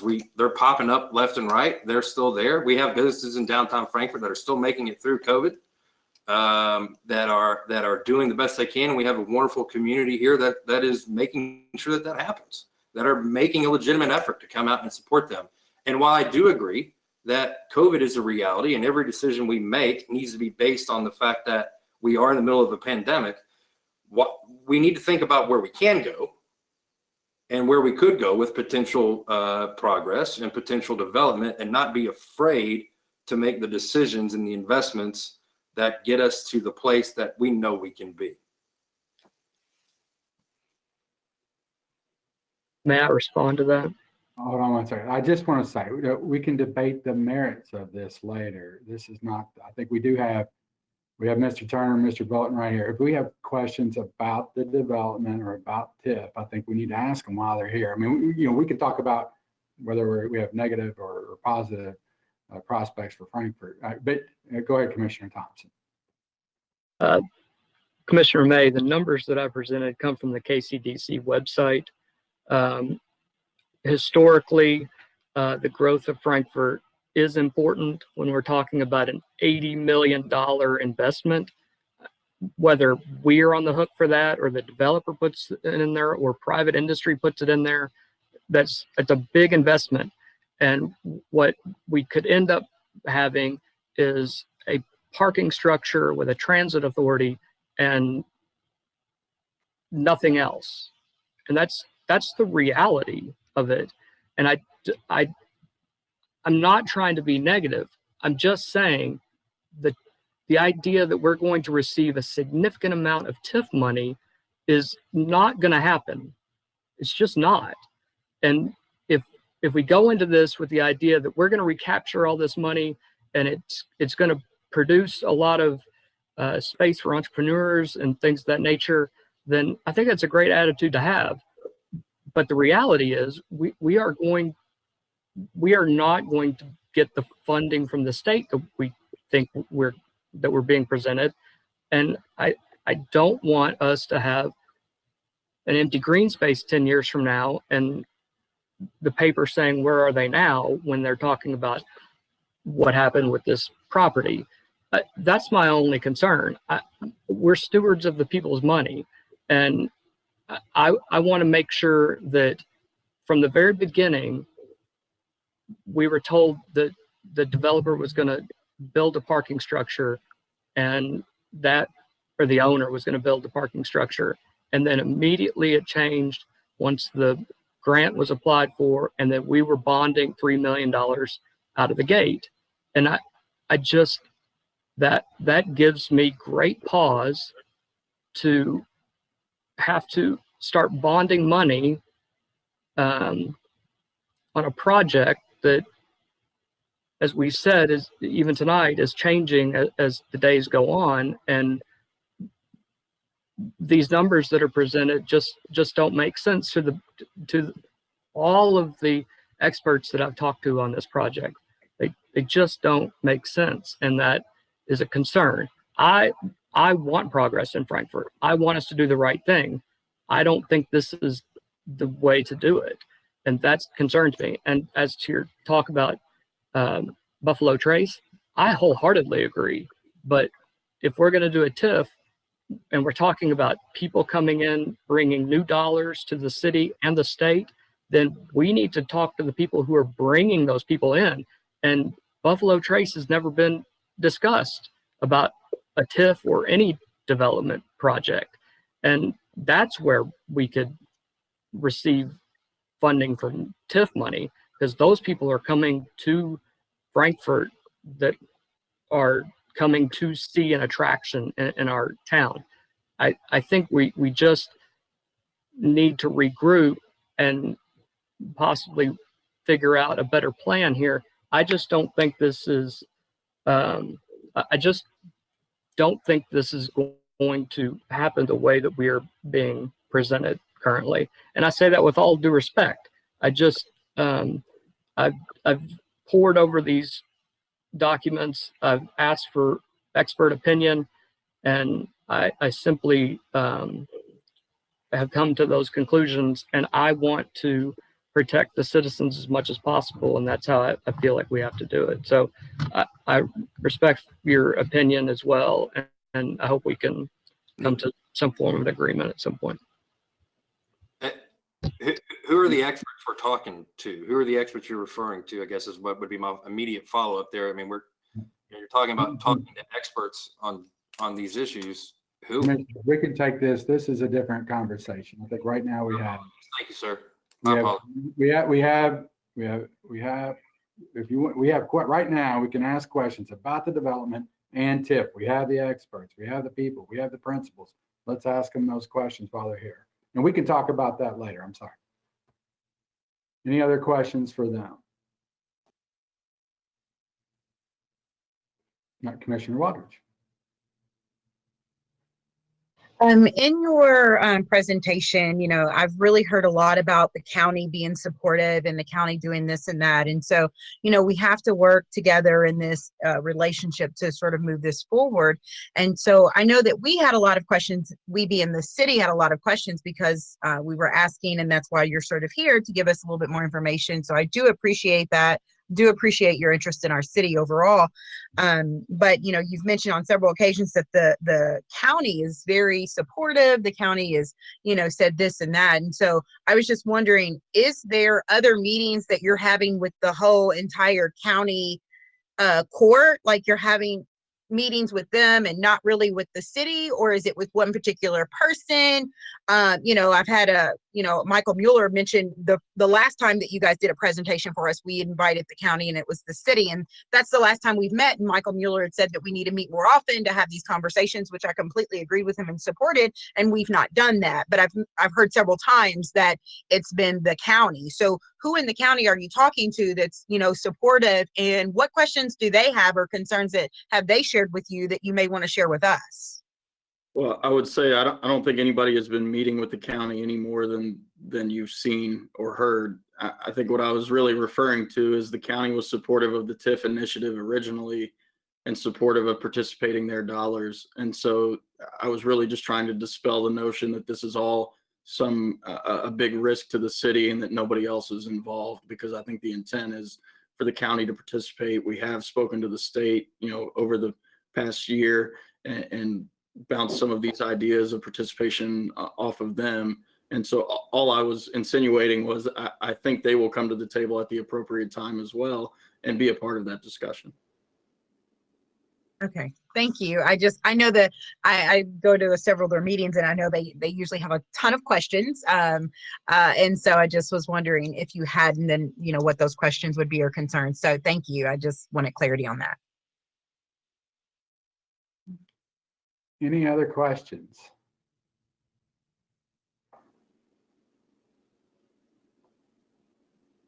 No? I think I've asked mine too, gentlemen. And if anything you want to add before we'll see you off? I'll only say that thank you for the opportunity to chat. Good information leads to better decisions, and I think we've provided you as much information as we can at this particular time. You know, I guess I'd sum it up by saying I'm pretty passionate about the things that I do and making commitments and actually spending my money. And I think I would only challenge the city to look at it from the same way. if there was no TIF right now, forget about the TIF. The city has an opportunity to get a parking garage built for $3 million that would typically cost $8.5 million and get the ground for the opportunity to generate revenue that they get none off of now and have since it's been owned by the Commonwealth of Kentucky. I don't personally see the risk that great for the reward because you're sitting here talking to someone who is willing to invest dollars in your community. And, you know, if the answer is that you don't think I should invest dollars in the community, then, you know, then that's another story. But I do thank you for the opportunity to chat. I'm always open to continue conversations, and hopefully we'll figure out how to bring this to a successful conclusion. And we're available whenever you'd like to chat again. So again, thank you for the time this evening. Thank you, Mr. Turner. Thank you, Mr. Turner. Mr. Bowden, thanks for taking time tonight. We appreciate it. And thanks for thinking of Frankfort. I have a quick one, Mayor. I'm sorry, I have a quick question. And I'm not sure which would like, probably Turner, I'm not sure. But in regards, you know, I'm trying to understand the TIF and everything. And I've been one that if we spend out $1 for the city's money, I want 2 back, you know, and maybe 3 just to be greedy, because that's, you just want revenue coming back, right? And so if we put this money into this parking garage and you're giving us the property, we build this transit building, and then we put the parking spaces for the hotel, which will be for the hotel, not public use. I'm assuming that's written like that. And then we add more parking for the transit building. You know, I brought this up in 2019. I want to use every piece of downtown that we can to make it beautiful. You know, what would be the probability of us using the top part of the parking structure to be maybe an enclosed all glass, maybe event space for our community, or even a workout center, you know, in glass on the very, very top, versus more parking spaces or just an area to store, you know, generators and all the electrical stuff. I'm all about using that. And so if we could use that plate, you know, that space and enclose it in glass where people could have events looking over the city, is that possible? And would you be able to work with the city if we can find ways to try to make that parking space more revenue generating for us? Is that a possibility? I know with grants, we'd have to be careful in what we use for the grants, and we'd have to pay back if we got into the grant portion. But if we did build something on top of that, would that be an option? I'm going to talk really fast, and I apologize because my iPad is down to 1%, so I'm liable to disappear any moment. But the answer is, in my discussions with the city, I have told everyone that my hope is that my plan is that we would retain air rights to the top of the garage, and that we would put some kind of roof on it and something that could be, so the top of the garage could be used for exactly what you're talking about. Okay, thank you. And we'll continue to talk about that. I know I brought it up in your first meeting in 2019. I appreciate you taking that into consideration, but something that I do want to look at and making sure we're using every piece that we can to make it attractable for our residents and useful for our residents as well. So thank you. You're welcome. Well, without any further questions or discussion, we will ask Craig and Casey. Well, we want to say thank you all again. Thanks for your time. You're welcome. Thank you. Have a good evening. Thank you. We'll talk soon. Bye-bye. Appreciate it.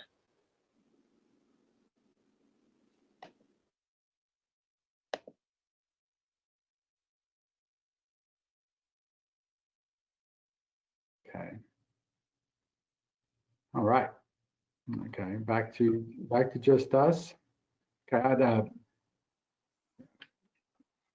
I'd like to move on. If we move on to the next item, I'd like to take the liberty. Can we move without objection, can we move the strategic initiatives consultant contract discussion on from number 4 to number 3? Does anybody have an objection to that?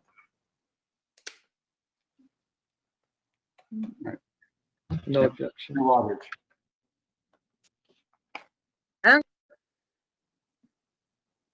Go ahead, Commissioner Waters. You're muted. You're muted, Commissioner Walters. Oops, sorry. Okay. I don't guess I have an objection, but leading into Parcel B has a lot to do with the city manager, but if this is something that we need to move on. I know that we're sort of, going into our second hour. I mean, is this something that we need to address today? Could we put this on a Monday agenda if you're trying not to make this meeting so long? Right, I was trying to see which one, well, I'm trying to manage the flow here. So I was thinking Yeah. it might be a faster conversation than the next one. So if there's no objection, can we move it to the number 3 item?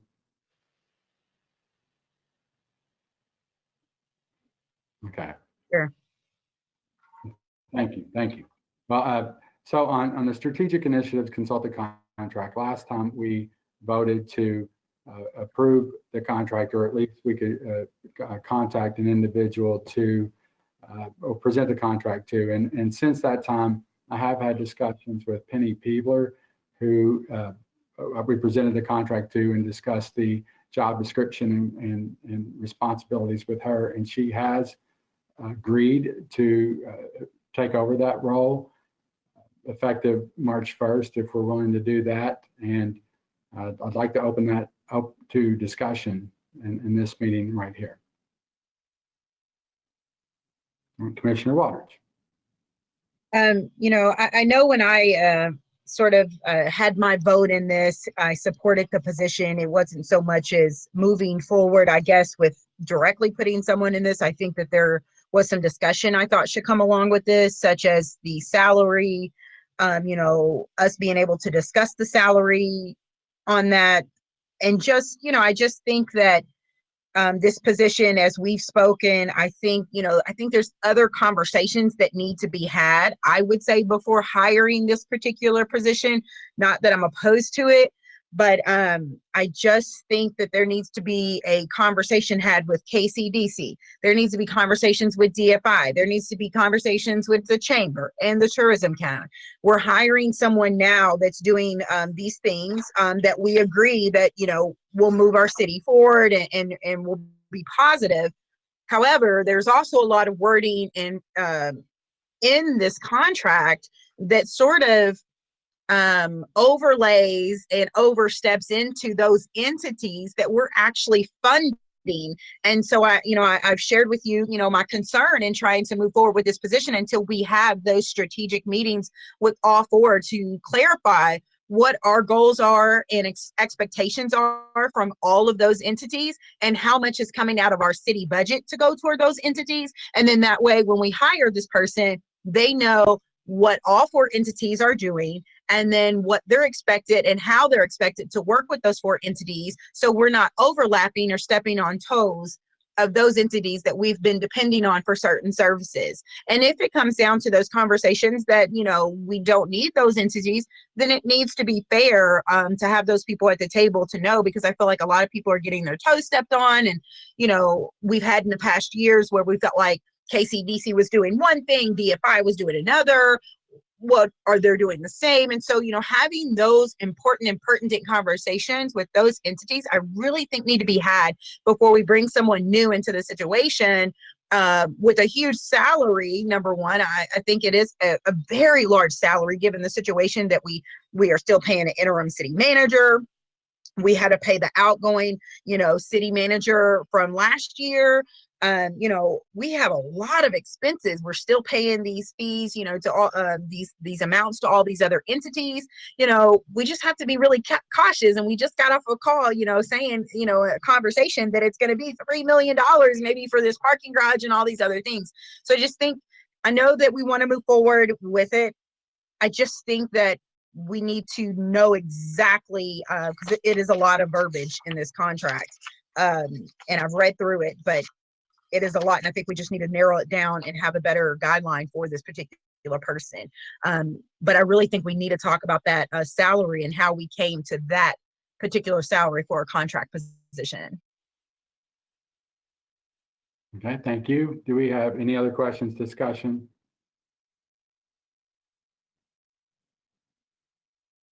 Okay, I'll add, well, Commissioner Unger. Oh, Mayor, you can go on. That's fine. I was going to add, so, well, when I think about the other entities, obviously, the way I look at this is if there is somebody that is talented out there, I think we want to hire the best person available at any time. And regardless if somebody else may already be doing some of those things, I think that what we have to do is look at making a statement. If we're looking to break out of the same old, like I have said, that we want to transform Frankfort, I think we have to bring on the people who have the ability to do that. I'm not saying that other entities that are doing their things and other staff that are doing their roles and responsibilities is nothing on them. We are adding extra firepower to our arsenal. And I think that is what we're talking about here. And as far as the pay, I think frankly, this is probably the minimum we could pay to get somebody of this caliber. And that's what we have to do. And we're going to know soon enough whether or not it was worth it or not. I think my expectation, we're sitting here a year from now, and we're all going to be thinking that this person's indispensable, and it's some of the best money we could have spent. We already have ideas. I have ideas that this person could come in and start running with strategies, projects that people aren't doing right now.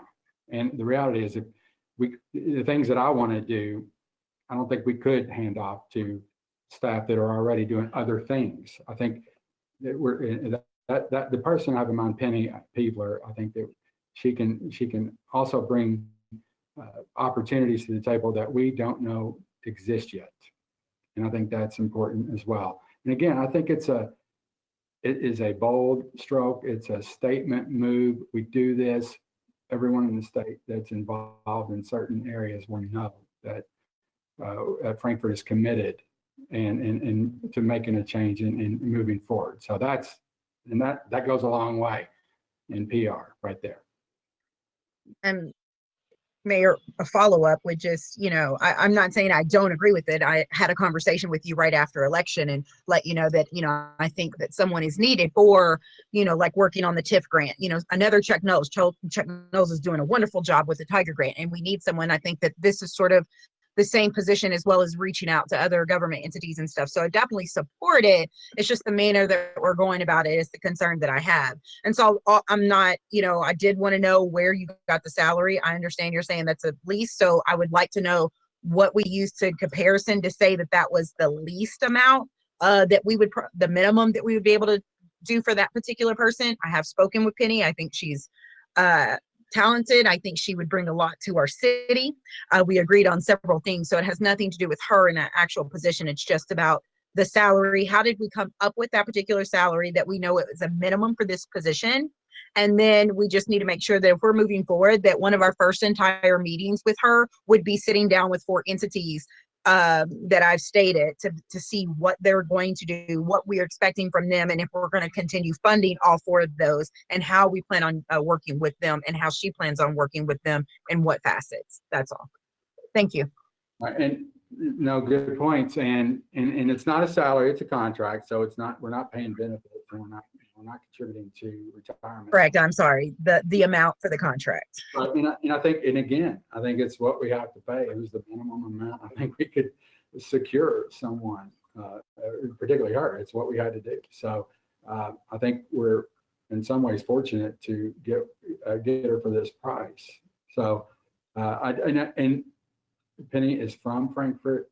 There's a connection there. She cares deeply about the community. I think, bringing in some outside consultant that didn't have a connection to the community, it wouldn't have the same effect.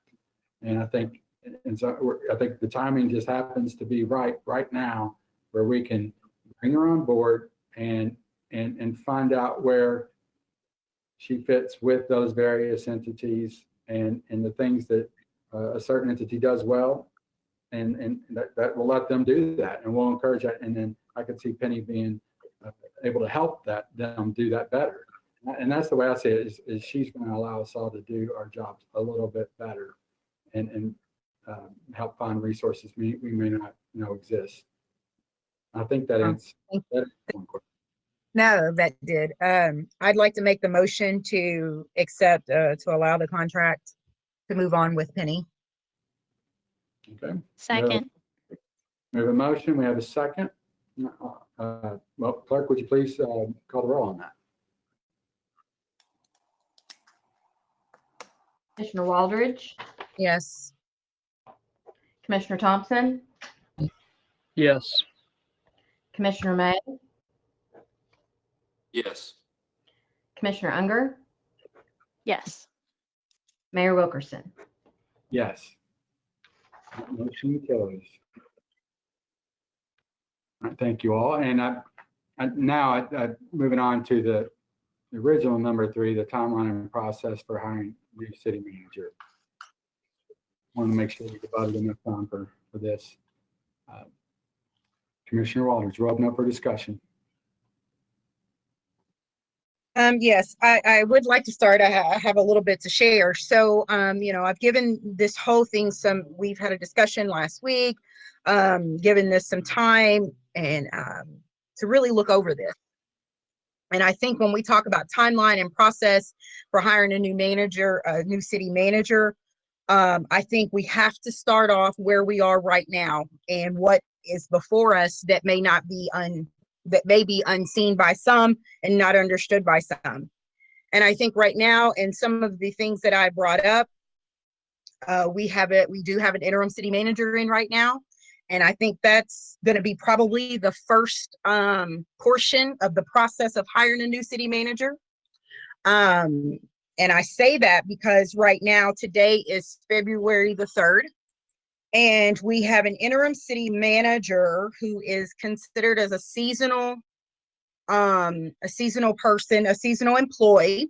And a seasonal employee works 9 months out of 12 and is off 3 months.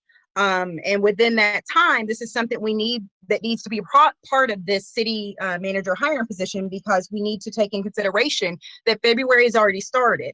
And as a seasonal employee, he cannot count February as a month off because we've already started that. So that would leave us March, April, May, and till June 31st for him to get his 3 months off for a seasonal employee. And so that means we need to move quickly. And my concern for the city and vaccines and things of that nature is that I think our first step in the hiring process for a new city manager is taking complete responsibility of what is ahead of us as a city. And that if we do not move to place Tommy back over into emergency management director, that we put ourselves in a very viable situation as far as the city, because right now we can't do February. So if he were to take off March, April, and May, that means he'd come back in June. Or if he took off April, May, and June, that would be his 3 months. And so with that being said, I think the first step right now is really making a motion to remove Tommy from the interim city manager, moving him over to director of emergency management, so he can use the rest of February and possibly March to prepare his staff to be ready and being able to move forward without him for 3 months, being he is a seasonal employee. Because if not, we're going to keep pushing until we get to where we can't move anymore. And then he's going to take 3 months off, and then his staff members are going to be able to hold on to the vaccinations and COVID all on their own. And I really think that for the survival and for the benefit of our city, he needs to be in that position for the next month and a half, possibly, to prepare his staff to be working without him for 3 months. Within that said, if we continue on in the direction we're going with our interim city manager, we will then move on to the end of February. He will then start March. That will leave April, May, and June for him to take his 3 months off. If we continue on into May or April, we will then be considered working with a full-time employee, not a seasonal. And then that will then make us go back and pay the money into the retirement system, because he would then be considered a full-time employee and not a seasonal 9-month employee if he goes over that time. And we push to the end of that time, which will be more money out of the city, which will also mean benefits out of the city, and which also will be another $1,203 every 2 weeks for us to move forward because the 24.06% that will go into the retirement area. So we are in a very critical stage right now in how we move forward. I know that we have a great assistant city manager, which is Laura Ross, and we have great commendable staff. But I think this right here needs to be one of the first steps that we look into, because we are in a very critical stage right now to lose our emergency management director and not be available for COVID or vaccines, and not have a prepared, maybe possibly put a staff in an area where they may not be prepared to deal with vaccines and the COVID on their own. So that would be, that would be the first step I think that we really need, because that is an issue. And we know that when he starts his 3 months off, because he is seasonal, that we will be paying out another $10,500 for his paid accrued leave. It doesn't have to be 3 consecutive months. However, it does have to be 3 months. So he could do $10,500 on his payout for the 3 months, or he could leave during March, come back, accrue hours during March, and also do another $10,500 payout. So we have to be very strategic in how we work this position and how we learn, how we are managing to get Tommy back into his position, as well as hire a full-time city manager. And I think that that's probably going to be the first step for us to take on, I think. Okay. Were you making a motion in there? Was there a motion? No, right now I'm discussing on your thoughts. I don't know if everyone was aware of the critical position that we were in and that we were coming up on, and it's creeping up on us. If we move forward and we start this hiring process right now, you know, with some of the deadlines that we could have, we may have this position posted by, you know, early next week. You're looking at running that maybe 3.5, 4 weeks, depending on how far and how wide we want to do that. That already puts us into March. And if we continue having him all the way into March, that leaves April, May, and June for his 3 months, meaning staff may not be prepared to handle COVID and the vaccination process without him, because he will not be able, I don't believe by the KRS, and HR and Laura could jump in, but I want to say by the KRS, once he takes his 3 months, he cannot serve in a capacity for the city.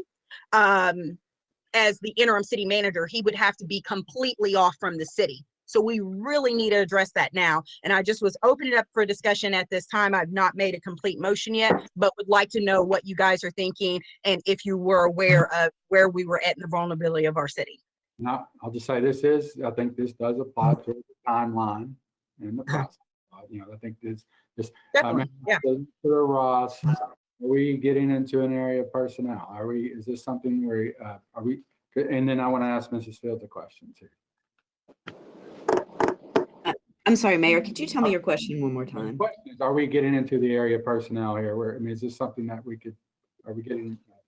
We can still just, oh, I'm sorry, Mayor. We can still discuss it at this point. I will, in terms of what this means for how soon you all want to start the hiring process of the city manager.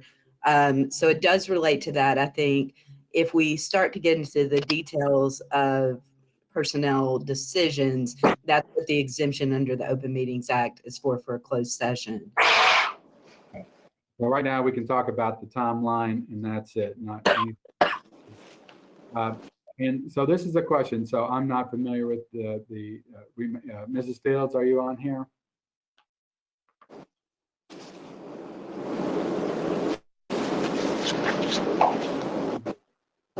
So is this something you could answer related to the seasonal employment, or how do we?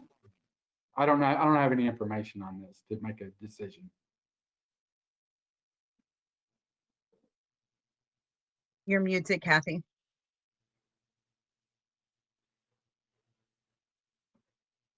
You're still muted.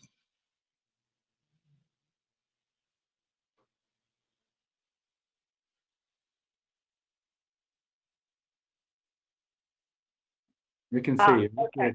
Now we can. to provide some information on seasonal, we have employees that are classified in different capacities. So Tommy Russell is in a seasonal capacity, which says that he can work for 9 months in a fiscal year, as defined by Kentucky Retirement System. So these are rules that Kentucky Retirement System establishes in terms of whether the city has to make contributions or not. If he exceeds 9 months in a fiscal year, then that would put him in a full-time capacity and the city would begin making retirement contributions. Does that help to answer the question? It does, but does that apply to the city manager role or the emergency management director role? To my understanding, it would apply in any case because the individual remains on payroll through the city. So we still have an employee that's being paid and funds are running through the city. Okay. It's something that could be pursued for further clarification via KRS, just to be sure, because I'll acknowledge I'm speculating. It's new territory, but I think that the capacity would not change anything. The employee would still be on payroll. Okay. Any other questions or discussion right now? I was hoping that we could at least, if everyone saw the job qualifications, description, responsibilities, we could all go over those and just set a timeline where everyone can make their modifications to those responsibilities, qualifications, description, and submit that to staff prior to our next meeting. And then at least we can vote then to approve that. And I think anything related to Commissioner Waldridge's discussion or comments, I think I'd have to have more information from staff to research that further. Yes, that's fine. I mean, I've been in for 2 years, so I've been working with seasonal, and so yes, I probably have a little bit more information than you guys, but I just know that we're coming down to the brunt of things, and would really like this definitely to push forward onto the Monday meeting so we can make a decision, because it will need to be made. It's a hard decision to make apparently for some, but this right here, I mean, the facts are the facts. I understand, that some they don't want to move forward in it, but it's clear as day right here in the facts that we have to move forward for Frankfort. And, it's going to put us in a bad position. I mean, that's almost not putting it, a leader. He's been doing 2 roles. And so as far as the city manager position and moving forward, we have to make sure that we're bridging from one and hiring to the new city manager to the other in the most feasible way possible that will then still allow us to protect as far as COVID and the emergency management side as well, because that is a huge issue.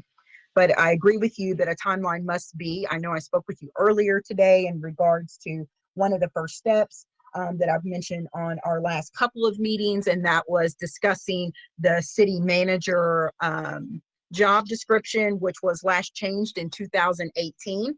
And so it would benefit for all city commissioners as well as, the mayor, for us to have a moment of time to be able to look over this thoroughly on everyone's time. And as I stated, I think giving them a close of business on Sunday evening to submit any changes or recommendations they feel that should be made to you as well as the solicitor would be great. Therefore, we can bring this up and hopefully move on with the approval of the city manager job title and description on Monday's meeting. So therefore, we could have staff, Miss Kathy and HR, move forward with getting the first round out on Tuesday to whatever avenues we're going to use for the hiring process to get those out to all those areas. So I think that that's the second portion of our process. I'm not sure if that's a good guideline for everyone else, but I think it would be great to have that in by Sunday evening. Thank you, Mayor. You're welcome. Any other discussion? Does that timeline fit for everyone? Speak now. That works. That works So for me. so Sunday to get revisions or ideas in. And then I was sort of wondering, you know, if we go and do about the same thing that was done previously, we have sort of a, like community or partner agencies doing interviews. I have a couple names that I might like to throw out on that list. Can we also get those to you by Sunday? They were, Yes, and I'm not sure if that's what we need to decide on Monday or not, but at least on Monday, we decide Okay. on qualifications, description, and give the template for staff to go out. And then I don't know if we need to decide all that at one time, but I guess be thinking about that, how we want to do the interview process. I know last time the affiliated agencies in town, they help do interviews. I do hope that I do think that it should be the commission that makes the decision. We take that information, but do the new city manager. We're going to have to work with the person. Any other? Commissioner Waldridge?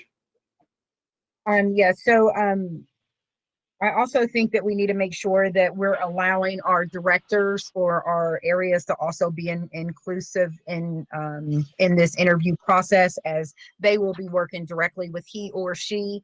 And so I think definitely letting them have a word and some interaction in this process, I think, is really conducive for a good work environment, as well as morale for the city employees. But yeah, I agree with Commissioner Unger. I think, sort of staying to the basis of what we've done for the past is fine. It worked for us. I know it's a little different now because we can't really meet in person. So it's going to be basically all online. But as I stated, I believe with you, Mayor, that I think, online is great, but I think that the commission definitely should narrow it down to a couple of people after interview, and then allow those people to come into Frankfort and have a safe but social distancing interview, so we can get to meet them in person and things of that nature. So I think that's something we definitely need to keep in mind in looking at this timeline, because we didn't have to do that online too much with the other interviews. So good point. Commissioner Unger, you had your hand up, I think. Yeah, I was sort of wondering, let's see, like if we were just to decide we want to do like a nationwide search and add that to this, is there a certain cost? I was just wondering if staff could maybe give us some information on that, or that sort of thing. What that might look like.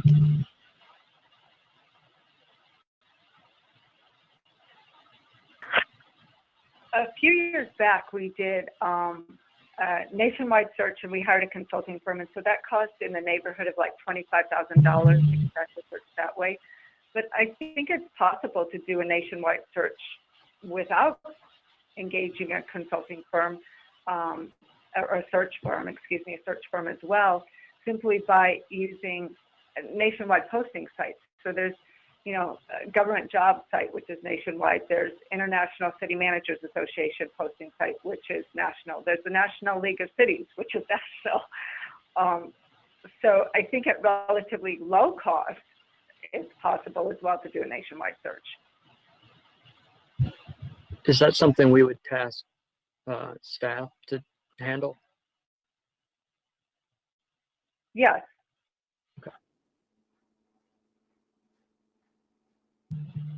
And typically, how long do we keep that window open? I think it's common for the posting window for a position of that level to be open for about 4 weeks, but that is not required. Okay. Commissioner May, did you have a question earlier? Yeah, and I apologize if y'all can see and hear me right now. Awesome. If not, y'all are kind of breaking up, so it might be me on my end. but you all kind of went into the discussion that well, reason I had my hand up was the conversation or question about how everybody felt about, essentially hiring or consulting with a third party to vet the candidates so that anybody that was coming through already, before they even got to our quote unquote desks, they already met the criteria that we were tasked with finding. So that way, we kind of vet from a neutral kind of non-biased party source going through. But I think you all literally just kind of had that conversation, it sounds like.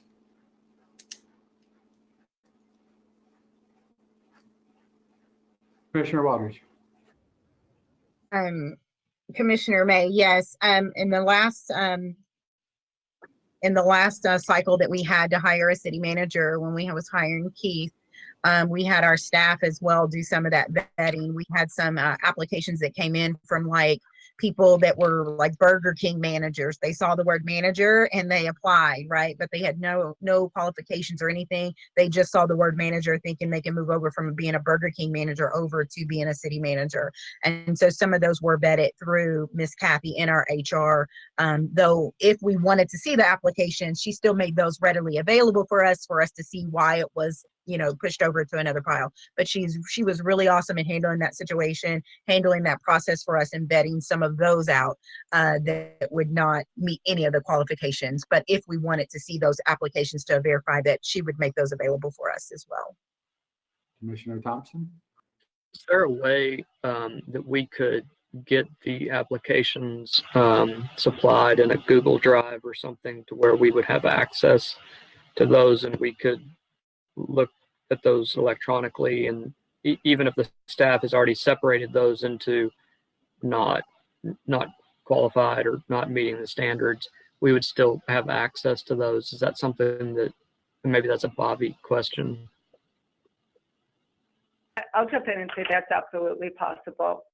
And Okay. In fact, the board has directed if they want to see all of the applications or if they want staff to collate some. So say the last time we were actually, Laura Ross and I culled collectively because that was the board's directive to us. And then we cut the group into about half, and then the remaining half went to the board to further cull.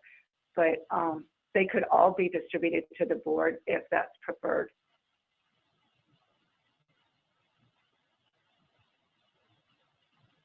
Any other question on the timeline and process for the hiring of the new city manager? Commissioner Waters. Mayor, are you wanting us, I know we're vetting it out, I'm sort of taking steps of what, 1, 2, 3 as we're going through and everyone's speaking. So are we wanting to, start with where we're at? I know I've already brought up sort of 1 and 2, and then 3 being the committee. So with the city manager job position, I guess we can go ahead and move forward with that, make that a deadline as Sunday evening. So that gives Solicitor Ross and Kathy time to look over to make sure there's nothing that legally shouldn't be changed or should be changed. And then that could be presented at our Monday meeting for us to go ahead and vote on that as a Board of Commission. And then that would move us on, I'm assuming, to our next step as well, which would be the committee, the reps that we each have. I know that they were supposed to be in, I thought, last Friday that we've asked for them to be, but I guess we can go ahead and say that everybody was submitting, I think, at least 2 names of community members that they would like to fall on that committee. And then as soon as we know those names, that we inform them so they can be part of the process, so we know that we'll be able to do their scheduling. So I think the sooner we know who's going to be on that committee, it'll help with communication for our staff to reach out to them to make sure that they're all available, and how that they're going to handle those for the community and for the other committee. One question, or 2 questions. So for staff, is that enough time? If you go into the office on Monday morning and you have these new modifications to the job description, which I can't imagine they're going to be tremendously, is that enough time to turn it around before a meeting on Monday night? Okay. Okay, we don't, not to put you on the spot, on record here. But okay, I just want to make sure we have enough time on that. I think, and for the commissioners, is that enough time to look this over between now and Sunday night? It is on my end. And I guess my other question is, I didn't, we agreed to put 2 people on committee. Did I miss that conversation? When did we decide to do that? When was the deadline on that?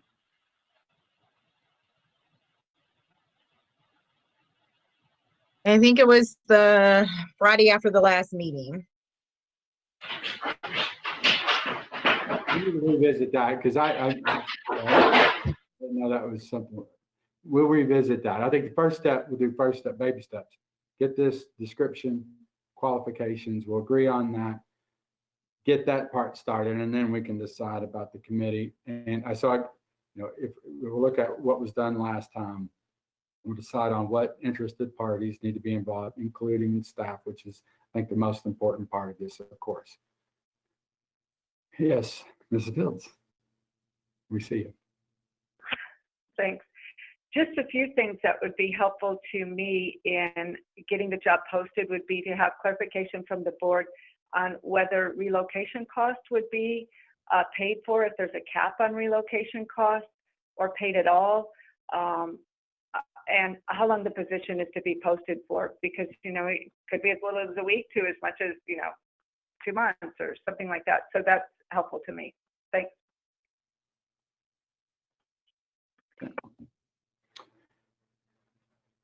Any other helpful hints?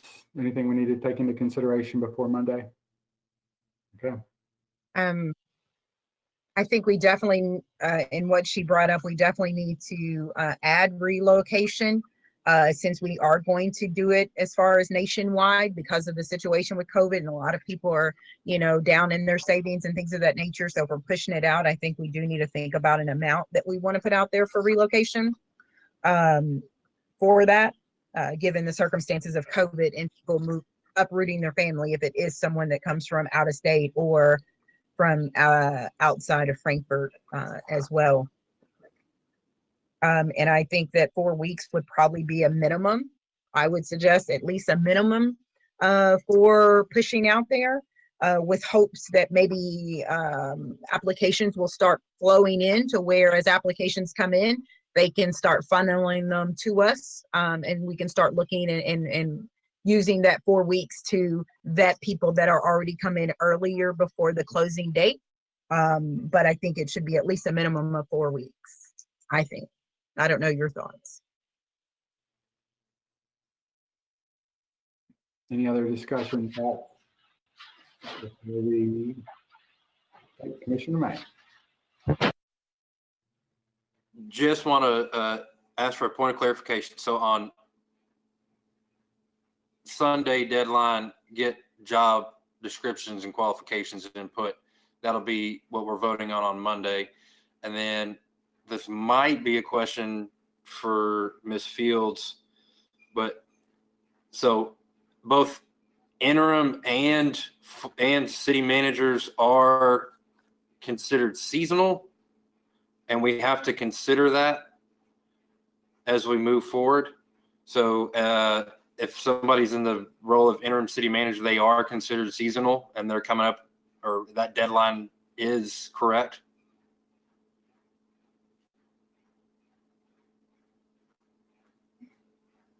You're muted, Kathy. You're muted, Kathy. Sorry.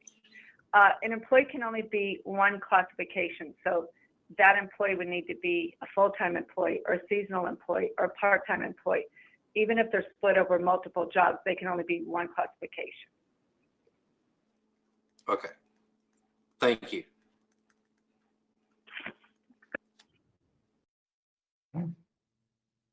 I think we have our marching orders. If we don't have any other discussion, I'll entertain a motion to adjourn. Move to adjourn. Move to adjourn. Second. All right, we have a Second. motion. Second. All those in favor say aye. Aye. Aye. No opposed? Opposed.